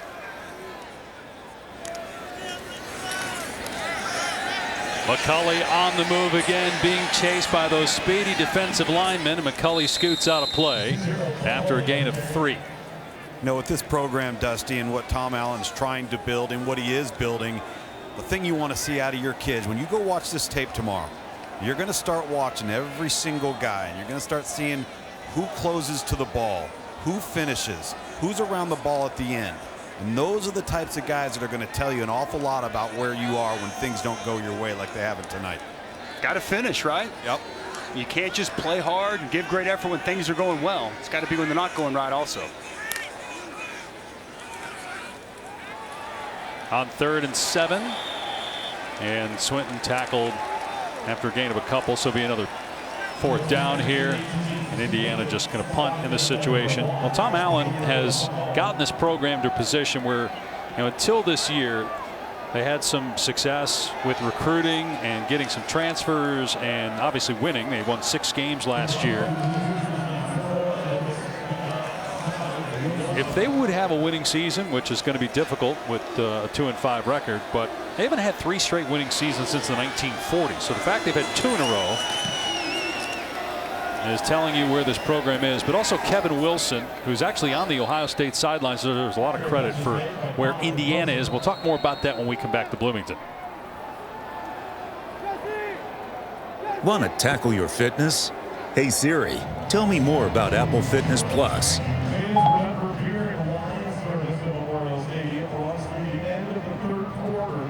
Ryan Day has not lost a Big Ten game as the Ohio State head coach. It doesn't look like it's going to change tonight. He's the play caller as well, but significant input from Kevin Wilson. They work very well together. Wilson was the head coach here at Indiana from 2011 to 2016. Got a couple of daughters that graduated from Indiana. He's now in his 5th year with Ohio State. Was hired by Urban Meyer as Mayan Williams picks up close to 10 yards. Helped lay the foundation here at Indiana. And, you know, him and I go way back. He was at Oklahoma for 4 of my 5 years there, from 2002 to 2005. And I can just tell you what an unbelievable offensive mind. Going back to his Northwestern offenses, when they started spreading it out, going up tempo before other people did. And 5th year here at Ohio State. He was with Coach Day for 2 years as co-offensive coordinators while Urban Meyer was still the head coach. And just their collaborative effort back then and still now. You know, Coach Day sees things through a quarterback's eyes, and Coach Wilson sees things through a lineman's eyes, and they are quite the pair, partner. Stroud with a completion. You saw Mayan Williams getting looked at on the sidelines, so Evan Pryor is in the game. That was Ibuka with the catch. Here's the injury. Ooh, awkward landing as Noah Pierre dragged down Mayan Williams. Don't like to see that. You know, he just got back healthy, reinserted himself as a part of the offense. And See the grimace on his face. Master Teague not available tonight. That's all we were told by Ohio State regarding Teague as they run Pryor here, another freshman. Half this team is freshmen, yet they're better than a lot of teams, maybe most teams, juniors and seniors. Well, keep in mind the extra eligibility, right? I mean, I understand that at a place like Ohio State, you know, if you don't play them right away, that you're going to lose them in 3 years. But now you get an extra out of that. And man, it's like the younger they get, the more talented they get. Nobody would know that better than you, Tom. I mean, when it comes to recruiting, you are the guru. And as we were talking before the game, just pick a position, and they've recruited really well at it. Yeah, they really have, certainly have. Stroud on second down, and first down catch by Smith and Jigba. But with all this said, I mean, we're praising the offense, and look, the defense has been good as well. They still have a loss, which means at this point you got to think they got to win out. I mean, two-loss team is yet to make the college football playoff. They got to win the rest of their games, and they have one of the most difficult schedules remaining in college football. Very thin margin for error down the stretch, and as you referenced, they're going to be challenged and tested week in and week out for the remainder of this season. Stroud got hit as he throws, and is nearly intercepted by McCrary Ball. Marvin Harrison Jr., the intended receiver. Was Micah McFadden on a little pressure, get to C.J. Stroud, a little contact on him, and then very close for McCrary Ball getting an interception. Nice break on that football, and he just didn't see the flat defender. I don't think Stroud was able to get everything into that with the running back and McFadden coming into him as he tried to step into that pass. Stroud's only thrown 3 interceptions all season. None in the last 3 games. 13 touchdowns, no picks during that time frame. Pryor got the corner, stepped out at the 43-yard line, so third down coming up. Dusty, it was interesting when we talked, and Dave, with Ryan Day, and he referenced several times with our discussion with, well, yeah, so far, or to this point. Yeah. I think he's very concerned about the back half of this schedule, because I don't know if he really truly knows how good his team is. I mean, he knows they're a good football team, but the back half of the schedule is concerning him. They got Penn State next week, then at Nebraska. Purdue is at home. They still have Michigan State and Michigan. Some chess going on here. Indiana showing pressure. Stroud saw it, checked the play. They checked the defense. And a timeout called by Ohio State with a play clock winding down. Let's go to the studio and check in with Kevin Nagandi. Prior to the expiration of the play clock, timeout, Ohio State. That was the first of the half. 30 seconds.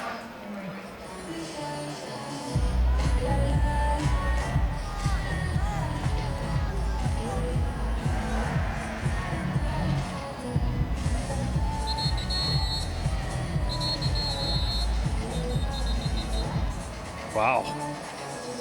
Tennessee hanging tough against an Alabama team like Ohio State. Has the one loss. Saturday Night Football presented by Capital One features the Buckeyes and the Nittany Lions next week. Penn State with loss number 2 today in 9 overtimes against Illinois. That game will come your way from the shoe next Saturday night, 7:30 Eastern on both ABC and the ESPN app. Third down and 4. Buckeyes leading 44-7 late in the third. Evan Pryor is in at running back.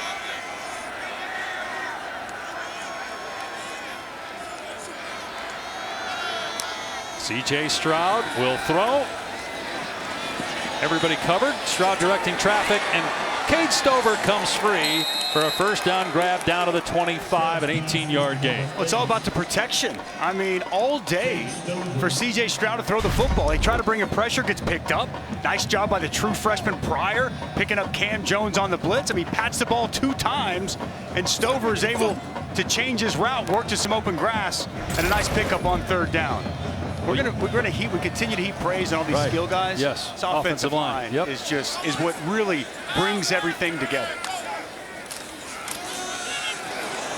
Slipping and falling down in the backfield is Pryor, but you got DeJuan Jones at left tackle, who was primarily a basketball player.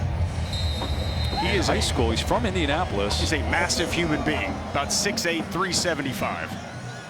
Then you got Thayer Munford as a captain, Luke Whipple the center, Paris Johnson, Nicholas Petit-Frere, and they've got some guys behind the starters as well.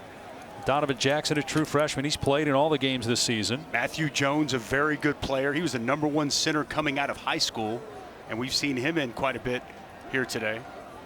Toby Wilson, Kevin Wilson's son, just had he's a walk-on, but just had his black stripe removed as we have a injured Indiana player. Can't see the number. You know, one thing about is we're talking about this Ohio State offensive line. You know, last year, Petit-Frere, he started left tackle. Or sorry, he started at right tackle. Now he's starting at left tackle. You had last season, you had Thayer Munford, who started for him at left tackle. He's moved in to guard. And moving bodies around so they can get their best 5 on the field. Nobody having an ego, nobody saying, I need to play there. The versatility some of these linemen have shown has really helped allow to put out one of the better offensive lines college football seen this season. All right, we're told that Jaron Handy is the injured Hoosier. Let's take a look at, there is Handy on his feet, being helped to the sideline. This week's college football rankings brought to you by Chick-fil-A. So Georgia and Michigan State idle. 2 top 10 teams lost, Penn State and Oklahoma State. And 3 more were tested, including Oklahoma, which had to come from behind to win at Kansas. Navy fought hard against Cincinnati, and then Oregon hung on to beat UCLA. We watched that Oklahoma-Kansas game together amongst other games, but holy cow, was that a scare for Lincoln Riley's squad and Lawrence today. And you know, give Navy a lot of credit as well. Got a late onside kick, pushed Cincinnati to the brink. Kind of just, it's been that kind of season, right, Dave? But the 2 teams in the top 10 with convincing wins, Michigan, Ohio State. That game is in Ann Arbor this year, the end of the regular season. Thought it was interesting, you know, Tom Brady, who obviously played in Michigan, Buccaneers play the Bears. Justin Fields is a former Buckeye starting. It's the first time Brady's played against an Ohio State quarterback since he got in the NFL. Think about that for a second. 2nd and 11, Stroud downfield, caught by Smith and Jigba fighting, and down to about the 3-yard line. Well, Jackson Smith and Jigba, such a good route runner, and we're going to show the pocket again. You see twist game up front, picked up perfectly. Well thrown football on a nice route from Jackson Smith and Jigba. Poetry in motion at times, but this passing attack with C.J. Stroud picking and choosing which receiver he wants to distribute the football to. Well, you know, going back to the point about Justin Fields, you know, think about it. Ohio State has not had a lot of recent success from the quarterback position in the NFL. Things have not worked out for Dwayne Haskins. Didn't work out for Terrell Pryor, had to change positions. Maybe C.J. Stroud changes that because this guy's got a ton of talent. Timeout, Ohio State. Their second of the half, 30 seconds in length. So as you watch C.J. Stroud, and we've seen how successful he's been tonight, he hasn't faced a lot of pressure, but what do you think is the next step for him in his growth? I mean, I think just continuing to mature and continuing to do what he does and stack up quality game after quality game. And I think really we're going to learn even more so about C.J. Stroud as he continues to work his way through this schedule. But I'm going to be honest, especially just looking at the last couple of games, it's tough to pick out a lot of flaws. I mean, he's, you know, and it's pretty nice, right? Whenever you've got a great offensive line to give you time, when you've got excellent wide receivers to distribute the football to, makes it look easy. Looking for another touchdown pass here, and my goodness, wide open in the back of the end zone is Ruckert, his 2nd touchdown, and the 4th thrown by Stroud today, and his 22nd on the season. And we've seen how good he is from the pocket. So seen at times move the pocket, get outside, keeps his eyes down the field, and Jeremy Ruckert on the back line with his 2nd touchdown grab of the night. He's not just 1 touchdown away from tying the all-time tight ends record at Ohio State. Jeremy Ruckert has put together one heck of a career for the Buckeyes. He had 1 touchdown on the season coming in. He's got 2 tonight, and it's 51-7. You run the football so well, the hard play action. Boot get outside the pocket, and nobody identifies Jeremy Ruckert on the back line. Another easy touchdown pass for C.J. Stroud. you start to kind of wonder, is that the last we'll see from the redshirt freshman quarterback here tonight in Bloomington? It better be. Now, you would think so, right, guys, at this point? I think so. I think so, too. I think it's such a long season. And, you know, we always talk about depth. And you were talking about the receivers and you know, the plethora of guys, Dusty, that C.J. Stroud has to go to.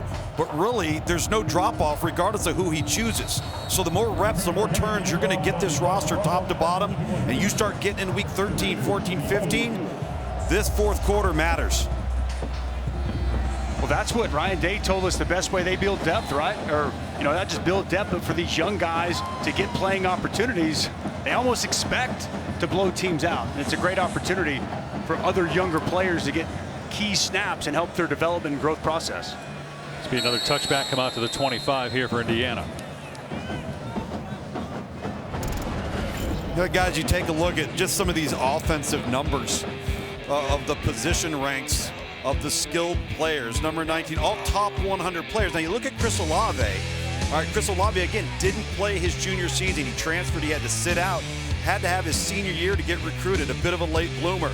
But all of these players not only have been special players, but sometimes when you're recruiting them five-star guys and you miss on one or you miss on two, it's glaring. Ohio State hasn't missed. They've done a tremendous job every year in recruiting as Stephen Carr takes the handoff and gets maybe one. And you know, Tom, we didn't even show there, you know, Emeka Ibuka, and you guys had him as, I believe, the #2 wide receiver in the country. Yeah, top 40 overall player. Marvin Harrison, you know, son of the great Hall of Famer Marvin Harrison Sr. You guys also had him as one of the top wide receivers in the country. So those are the veteran guys, and there's even more young guys in tow ready to step in. But the way this season has gone in college football, just when you pick, okay, oh man, what a hit by Eichenberg. You'd hear that one up here. You can hear that one in Columbus. But just when you think you've got a team that you think is, you know, the best right now, they get knocked off. I mean, Georgia has been able to probably for the most part look like the best team all year, but the way Ohio State is playing right now, they're up there. You know, just for a while we thought Alabama, then they get beat by A&M, and got to bring your A game, man. You do have to bring it each and every week. Georgia has been the best team start to finish so far, but I'm going to tell you this, and who knows how it all shakes out. It's a long way to go, but if we get the chance to see this Buckeyes offense against that Bulldog defense, oh man, get your popcorn ready. This is the end. Ohio State's been close. Been to the college football playoff the last 2 years. Saturday Night Football on ABC, presented by Capital One. We'll continue after this message and a word from our ABC stations.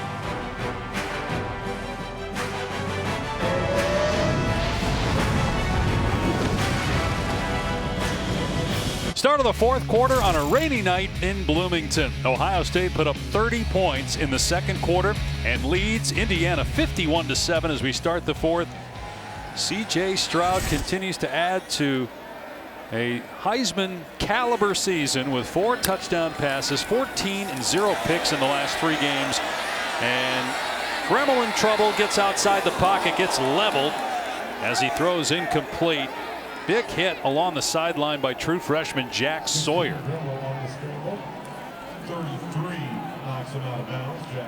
Well, Eichenberg just comes scot-free. Watch him time up this blitz. Nobody IDs him. Childers, the running back, is late, forces the pressure, gets Gremmel to move, and nowhere to go with the football as he takes a shot before he goes out of bounds. Indiana's had to use 3 different quarterbacks because starter Michael Penix, 2-time captain, is out with a shoulder injury. He's had season-ending injuries 3 times already, and the coaching staff does not know when or if Penix will be back. And with Jack Tuttle, we don't know exactly what's going on with him. The game clock to 14:50. 14:50. And with Jack Tuttle getting hurt early on, did come back into the game, but then we haven't seen him in a while. Thank you. In Indiana, with a loss, would go to 0-4 in conference play, 2-5. This is after they were ranked 17th preseason. First preseason ranking since 1969. Good punt here. And the fair catch made at the 25-yard line by Ibuka. All Buckeyes, 51-7, early fourth. Great guest list for the Mannings tonight. You've reached Peyton and Eli. Leave a message. What's up, knuckleheads? It's Chuck. I'd love to do the show again and bring Shaq with me this time. Watch Peyton and Eli. You never know who'll drop by.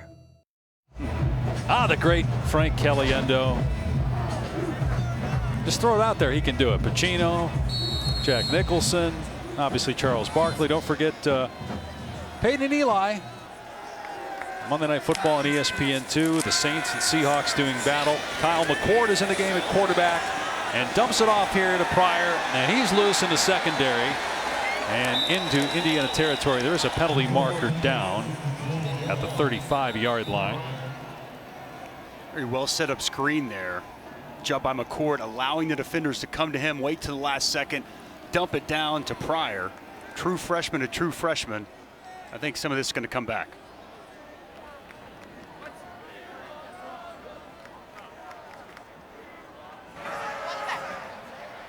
During the run, illegal block in the back, offense number 55.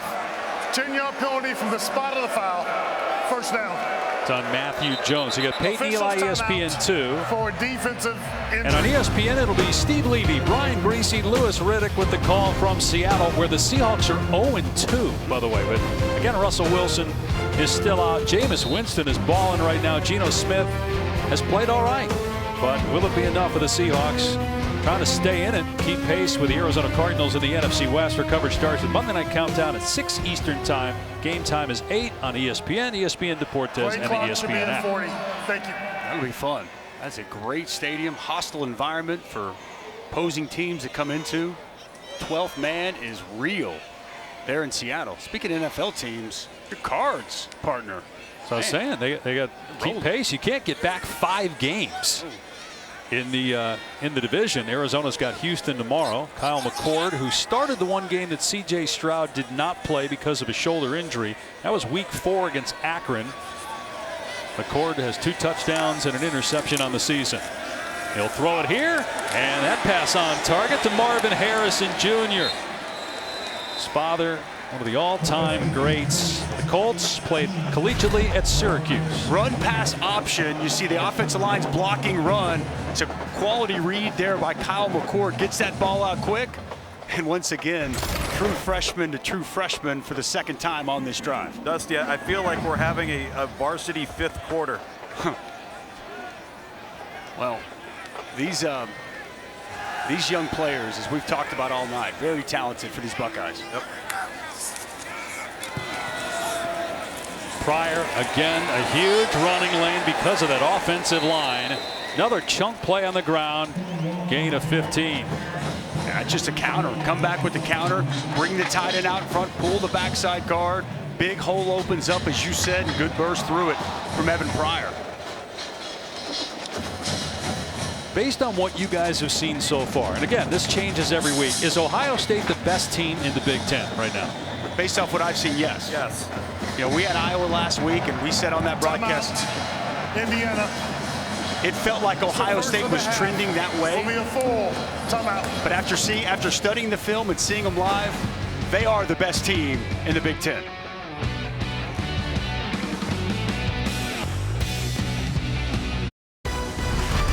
Saturday Night Football on ABC is presented by Capital One.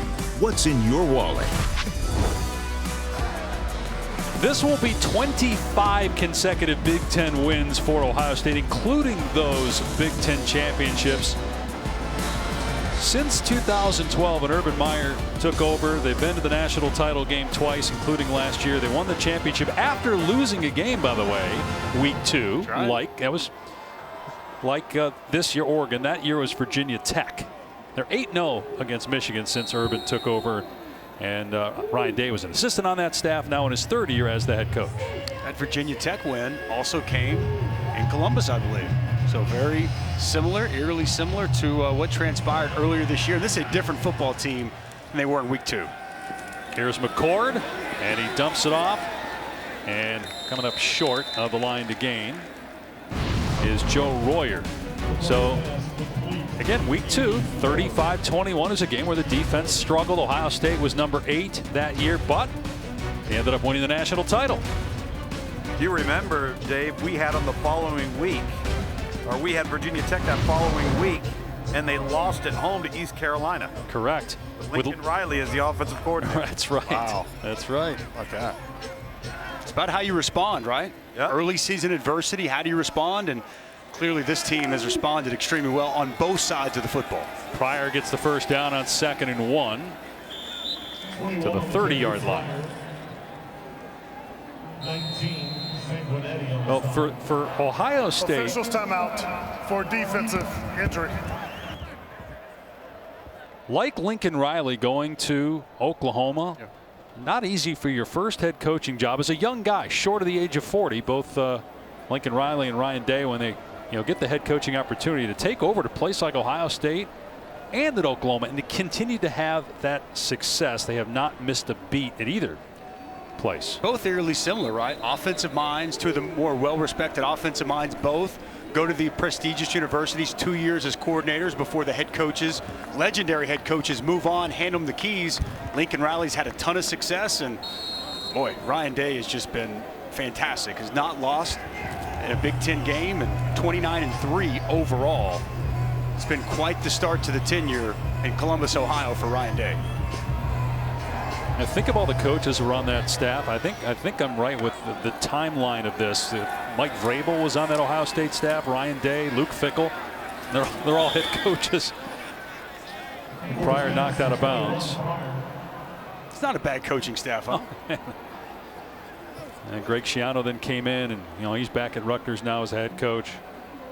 But I remember when that staff was being put together, and people in Columbus were talking about, Ryan Day would be a head coach somewhere soon, and it just happened to be at Ohio State with Urban Meyer stepping away a couple years ago.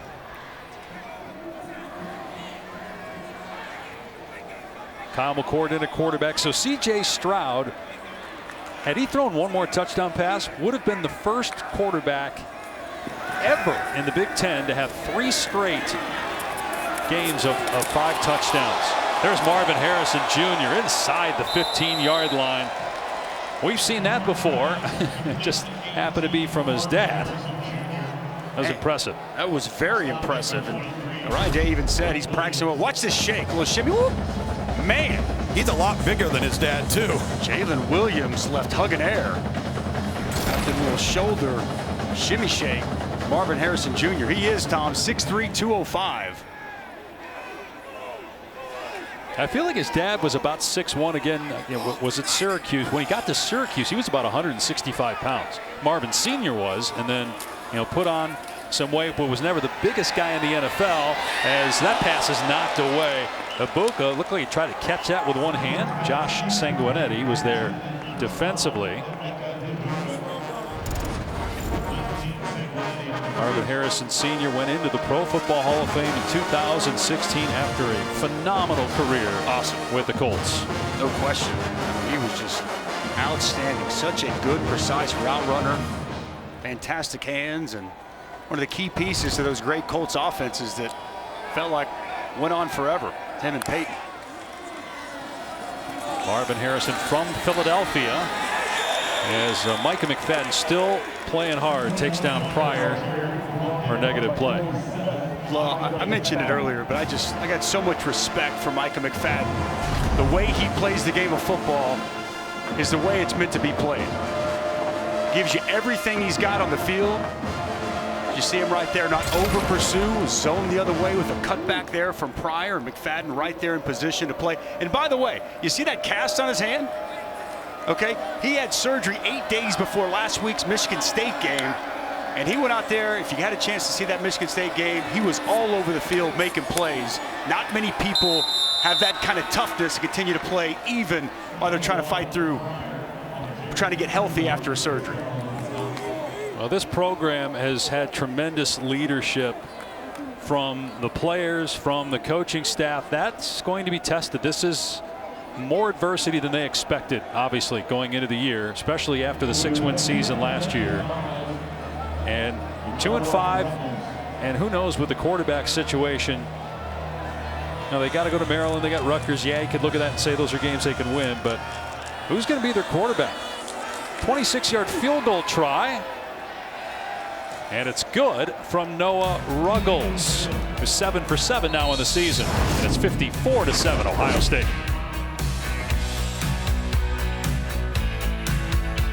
Penn State and Ohio State.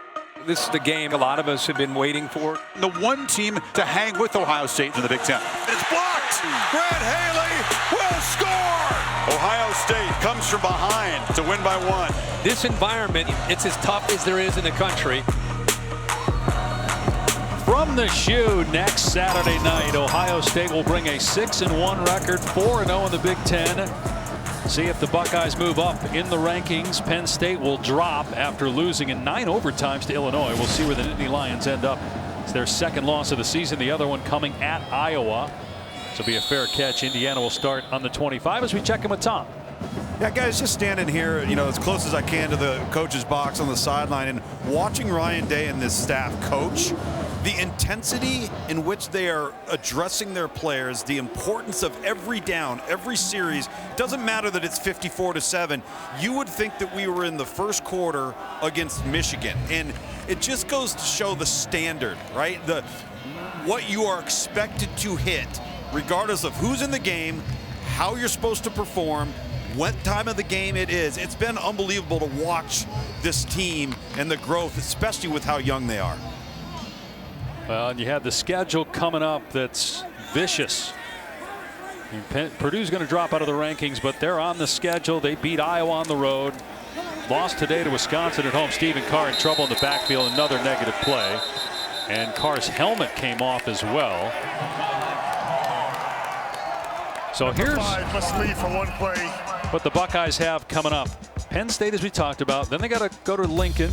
Purdue and Michigan State at home back-to-back, and then in Ann Arbor to close out the season. Daunting task down the stretch, but it's one that I love that report down there from Tom, because Ryan Day recognized it's not about just this game. It's about preparing this team and the depth on it for that daunting schedule down the stretch. And I'll tell you what, if they can navigate through that, they're going to find themselves right back where they've been since Ryan Day's become the head coach in the college football playoffs. So let's go back to a conversation we had briefly a little while ago. You guys both feel that Ohio State is the best team in the Big Ten. Who is the biggest challenger to Ohio State in the Big Ten? I'm going to go Michigan. I just think what Michigan's been able to do, been really impressed with Jim Harbaugh, made some huge changes on the defensive side, went younger with his staff. They've responded. I like the way that offensive line is played. They control the line of scrimmage, they run it effectively, and when they've needed to, their quarterbacks have stepped up and play relatively well. For me, Tom, Michigan the biggest challenger to these Buckeyes.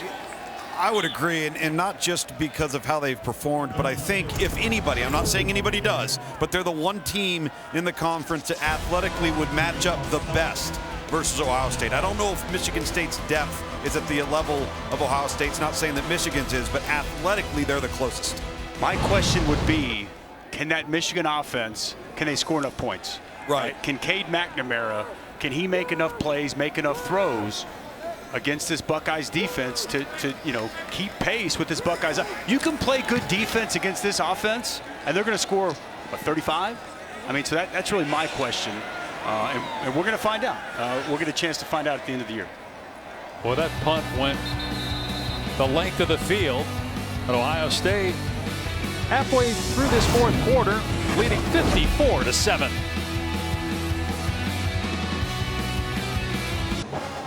I mean, these are the kind of people you want to hang out with all night. If you're going to come to your team's game and watch them get blown out and be doing this midway through the fourth quarter, bringing that kind of energy, I got respect for that guy. Not afraid to show his fandom. Who cares about the score? I'm going to have a good time. Kind of reminds me of a young Dave Pasch, right? Very young. Pryor wrapped up. Got those moves, though. I've seen them. Got similar moves to that. Back when I had a full head of hair. That picture doesn't really do justice to the current state of things. That's the best we got, though. Ryan Day and the Buckeyes going to go to 6-1. They have a Jack Miller in the game at quarterback. He is from Scottsdale, Arizona. He's thrown 11 passes this season, 5 completions. He had a touchdown run a year ago.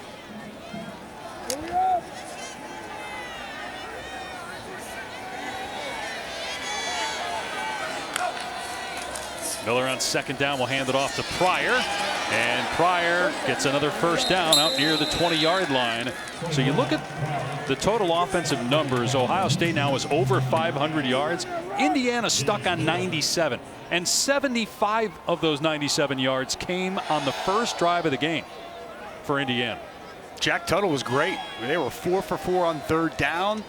Ohio State had gone right down and scored, and Indiana came right back and answered. And unfortunately for the Indiana Hoosiers, in the rest of this game, Jack Tuttle gets hurt on that touchdown pass to Peyton Hendershot. And this offense just has not been the same, and this Buckeyes defense has really settled in and made life difficult.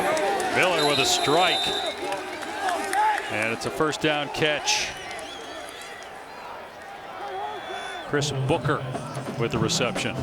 So that's 6 consecutive games with 500 yards of total offense. The third time that's happened, the second straight year that the Buckeyes have pulled that off. Speaks to what Ryan Day's done here, right? I mean, it's just been somewhat remarkable how potent these offenses have been under his tenure as either offensive coordinator, as now the head coach. And, you know, I was talking to you guys even before tonight, just watching the tape and seeing how explosive they are. As Pryor gets another nice run close to first down yardage. Penalty marker down. When you look back at the 19 season, that unbelievable LSU offense and last year's Alabama offense, like different styles, but from a personnel and productivity standpoint, very similar here for the Buckeyes. Burn the run, holding, offense number 74. 10-yard penalty from the spot of the foul. First down. And to that point, Dusty, the reason LSU and Alabama won the championships those years was because of their offense. I mean, you think about that 9-6 national title game from many years ago. I mean, that's archaic. No pun intended, but night and day compared to what we're seeing from these offenses that are winning championships now. So even if Ohio State, and they're definitely better on defense than they were early in the season, but if they win the national championship this year, it's going to be because of their offense, just like LSU and Alabama the last 2 years. Absolutely. I think Tom made a great point. You don't have to be great on defense anymore. You have to be good enough. And it feels like Ohio State is starting to become good enough defensively to complement this high-powered offense. Miller with a completion. Ibuka is free. Is Georgia good enough on offense? You said earlier that you're going to have to outscore Ohio State if you're one of these Big Ten teams left on the schedule, and if the Buckeyes should run the table and eventually get to the college football playoff, if they were to meet a team like Georgia. We know how good defensively they are, but can they outscore? It's a great question, and we'll find out. They've got more time to figure out exactly what that quarterback situation looks like. We'll find out more next week. They have Florida. Don't know if it's going to be JT Daniels or they'll stick with Stetson Bennett. But I do like that offensive line. I like their ability to run the football. And, you know, it appears to me at times their offense throwing the football can be pretty effective. I just know this. That defense, this offense, man, Tom, it doesn't get much better than that. Oh, boy, that would be a lot of fun to watch, I'll tell you that. The line of scrimmage play alone, forget about it.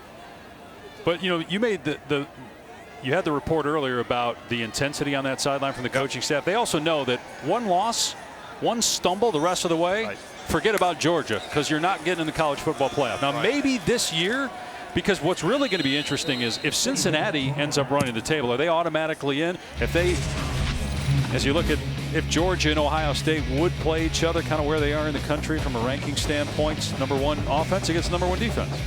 That's good on good. That's as good as it gets in the country this season. Best defense in all of college football, and that defense is serious. Big Jordan Davis in the middle. So many potent pass rushers, and we've been talking about this Ohio State offense all night. We know, everyone knows good and well what they have to offer. That would be an unbelievable matchup. But to your point, there's still too much to be played out. Yeah. I don't think we can speak in definitives anyway. Who's going to be there? Even if Cincinnati wins out, I'd like to make a case that they should get the opportunity, but there's just too much football left to unfold to figure out exactly how that's all going to shake out. In 2 weeks, when the College Football Playoff Committee puts out their top 25, right? Be really interesting if we're still here and the teams that are in the top 6 win the next couple weeks. Where do they have Cincinnati in that first ranking? Can't wait to find out. Even if they're unbeaten, do they have a one-loss team like Ohio State ahead of an unbeaten Cincinnati? What about Oklahoma? Oklahoma won today, had to come from behind. They've got Texas Tech in Norman next week. If the Sooners, win that game and they're still undefeated, they've obviously got some things still to work out on the defensive side of the ball in Norman. What about Oregon? I mean, Oregon went to Columbus and beat Ohio State. I know that we've said, and I think it's real, different schematically, personnel-wise, a different Ohio State team. They still beat them. That game happened, and it was a nice win today. Game right before us here on ABC. It was a hard-fought battle, but a nice win as the Ducks were an underdog, and they go into UCLA and beat a good Bruins team. So there's going to be a lot of conversation over who goes where for that initial college football playoff rankings. Mirko to punt, which is a rare sighting here tonight. It'll be downed at the 13.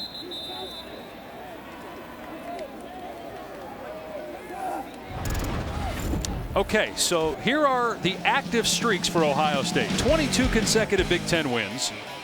25 in a row if you include the Big Ten championship games. 12 consecutive true road wins. That's the longest right now in the country. 10 double-digit wins versus Big Ten road opponents. That's tied for the longest streak in the conference.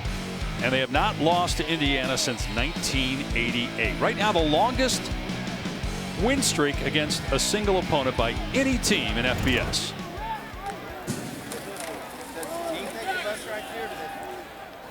Guys, let's go back to that Cincinnati discussion as far as rankings. We've all seen Cincinnati in person. We've now seen Ohio State in person. In fact, in this very stadium. Right.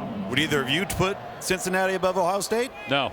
Neither would I. It would be very difficult for me too, Tom. Yeah, and I have too. the utmost respect for Luke Fickell.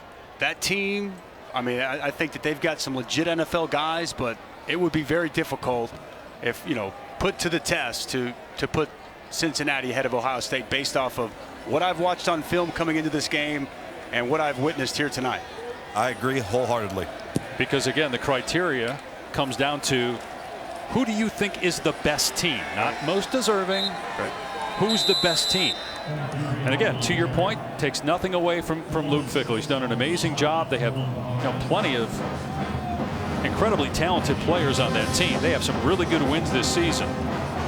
But again, that first ranking, we've seen a lot of times there's a team outside the top 10 in that first college football playoff ranking that ends up in the playoff. So, and with all the upsets we've had, almost 50 now, teams that have been ranked that have gone down. We had 2 top 10 teams go down today.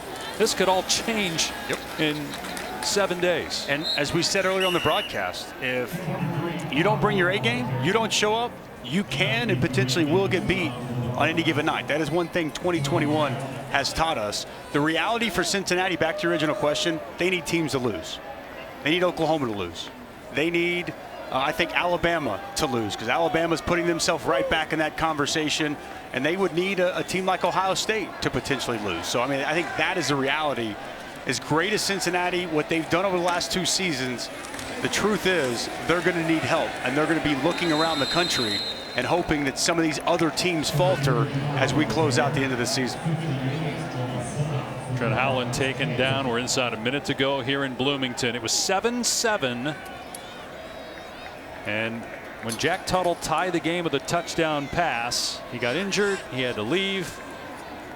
Don't know that the course of the game would have changed that much, given that Indiana's defense couldn't stop Ohio State. And the Buckeyes never looked back. They had 30 points in the second quarter. 44 at halftime. This will be the final play here. Jack Sawyer with the tackle, and the Ohio State Buckeyes with another convincing victory. That's 5 straight wins. They've averaged 55 points per game during this win streak. They have a couple of Heisman Trophy candidates, and C.J. Stroud and Travion Henderson. And they've now won 22 in a row against Big Ten opponents. Longest since Ohio State won 30 in a row from 2012 to 2015. All right, let's check in with Tom as with Coach Day. Well, Coach, it was a heck of a performance. Not ideal conditions. How would you assess the performance of your overall football team? We didn't expect it to rain like this, and it did. And I thought we handled that well. We figured this was the first game in the second half of the season. We kind of looked at it like we're 0-0 going into the game. and we wanted to come out and play really well in our first game in the second half of the season. I thought we did that. We got a big challenge next week. How impressed were you by the overall depth that played in this game tonight? Yeah, that's what's been great. Early on, it was the thing that we really didn't have guys settled into roles, but now they're getting more and more reps. They're starting to build that depth like we're going to need here down the stretch. I'll tell you, Coach, I'm watching you in the fourth quarter, and you are coaching this offense as if it's the first quarter of two teams ranked in the top 10. How important is the standard here to this program? Well, I think it is, but it's also those young guys getting all those reps that we didn't get last year. So it's going to help us down the road, and we want to make sure that everything matters. We say that all the time. Every rep matters. Everything you do during the week matters. We want to make sure that they understand that. Coach, thanks so much. All right, thank you. One of the things that Coach Day told us when we spoke to him yesterday, Dusty, he said, we take the bye week to reevaluate not just, scheme, what we're doing, but our personnel. Right, yeah. We did see some changes. There were some younger guys that got time. Now, Master Teague wasn't available, so that's one of the reasons that we did see some different players at running back. But it's a team right now that's playing as well as anybody in the country. No question. And off the bye, they looked fresh. They looked focused. And, man, were they impressive. And I think the big thing to take away is obviously the offense. I think we kind of anticipated and expected the offense to look like they did. But this is a good Indiana defense. An Indiana defense that a week ago against Michigan State completely shut them down and played good enough to win, only giving up 13 points. And it was a hot knife through butter for this Buckeyes offense. But then really on the defensive side, after that initial drive going 75 yards, they really stepped up and played well. Albeit Jack Tuttle had to go out, but still, you could just see the overall speed, the talent, and what they have on that side of the ball. I thought it was really impressive all the way around. That defense, they changed how they were doing things. Matt Barnes is now calling the plays. That started after the Oregon game. But ultimately, Ohio State's success right now is because of its offense. C.J. Stroud, when you have a great running game, it certainly helps a quarterback. Mayan Williams had a touchdown. TreVeyon Henderson had a couple of touchdown runs, and that offensive line gave C.J. Stroud all day to throw 4 touchdown passes on the day. No question. We heap too much praise, in my opinion, sometimes on the skill. When you got an offensive line like they have at Ohio State, it's going to make a lot of people look good, and that's exactly what we saw tonight. C.J. Stroud was outstanding. We saw TreVeyon Henderson once again continue to wow everybody as a true freshman. And this Ohio State Buckeyes offense was seemingly unstoppable for a large part of this game. I mean, look at that. That's the first time since 1903 that a Big Ten team has 4 consecutive games with 50 or more points. So Ohio State has Penn State in Columbus next week. They still have to play Purdue. They go to Lincoln, Michigan State in Columbus, and then at Michigan, which is number 6 right now in the country. Let's go ahead and take a look at college football rankings brought to you by Chick-fil-A. So every top 10 team today had a battle except Ohio State and Michigan. 2 top 10 teams, Penn State and Oklahoma State, went down. Neither Georgia nor Michigan State played. Michigan State plays Michigan next week. No question.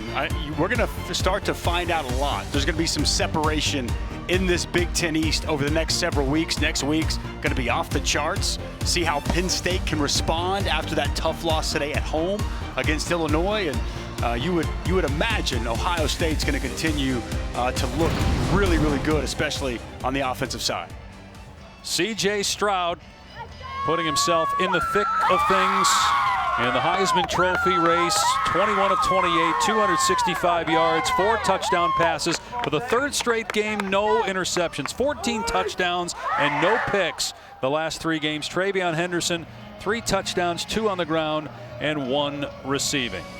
So that'll do it from Bloomington. The Ohio State Buckeyes improved to 6-1, 4-0 in conference play. Indiana, meanwhile, still looking for its first Big Ten win, 0-4 now on the season in conference play. For Dusty Dvorak, Tom Luganbill, our entire outstanding ABC crew, I'm Dave Pasch saying so long from Bloomington, where the Buckeyes roll 54-7 over Indiana.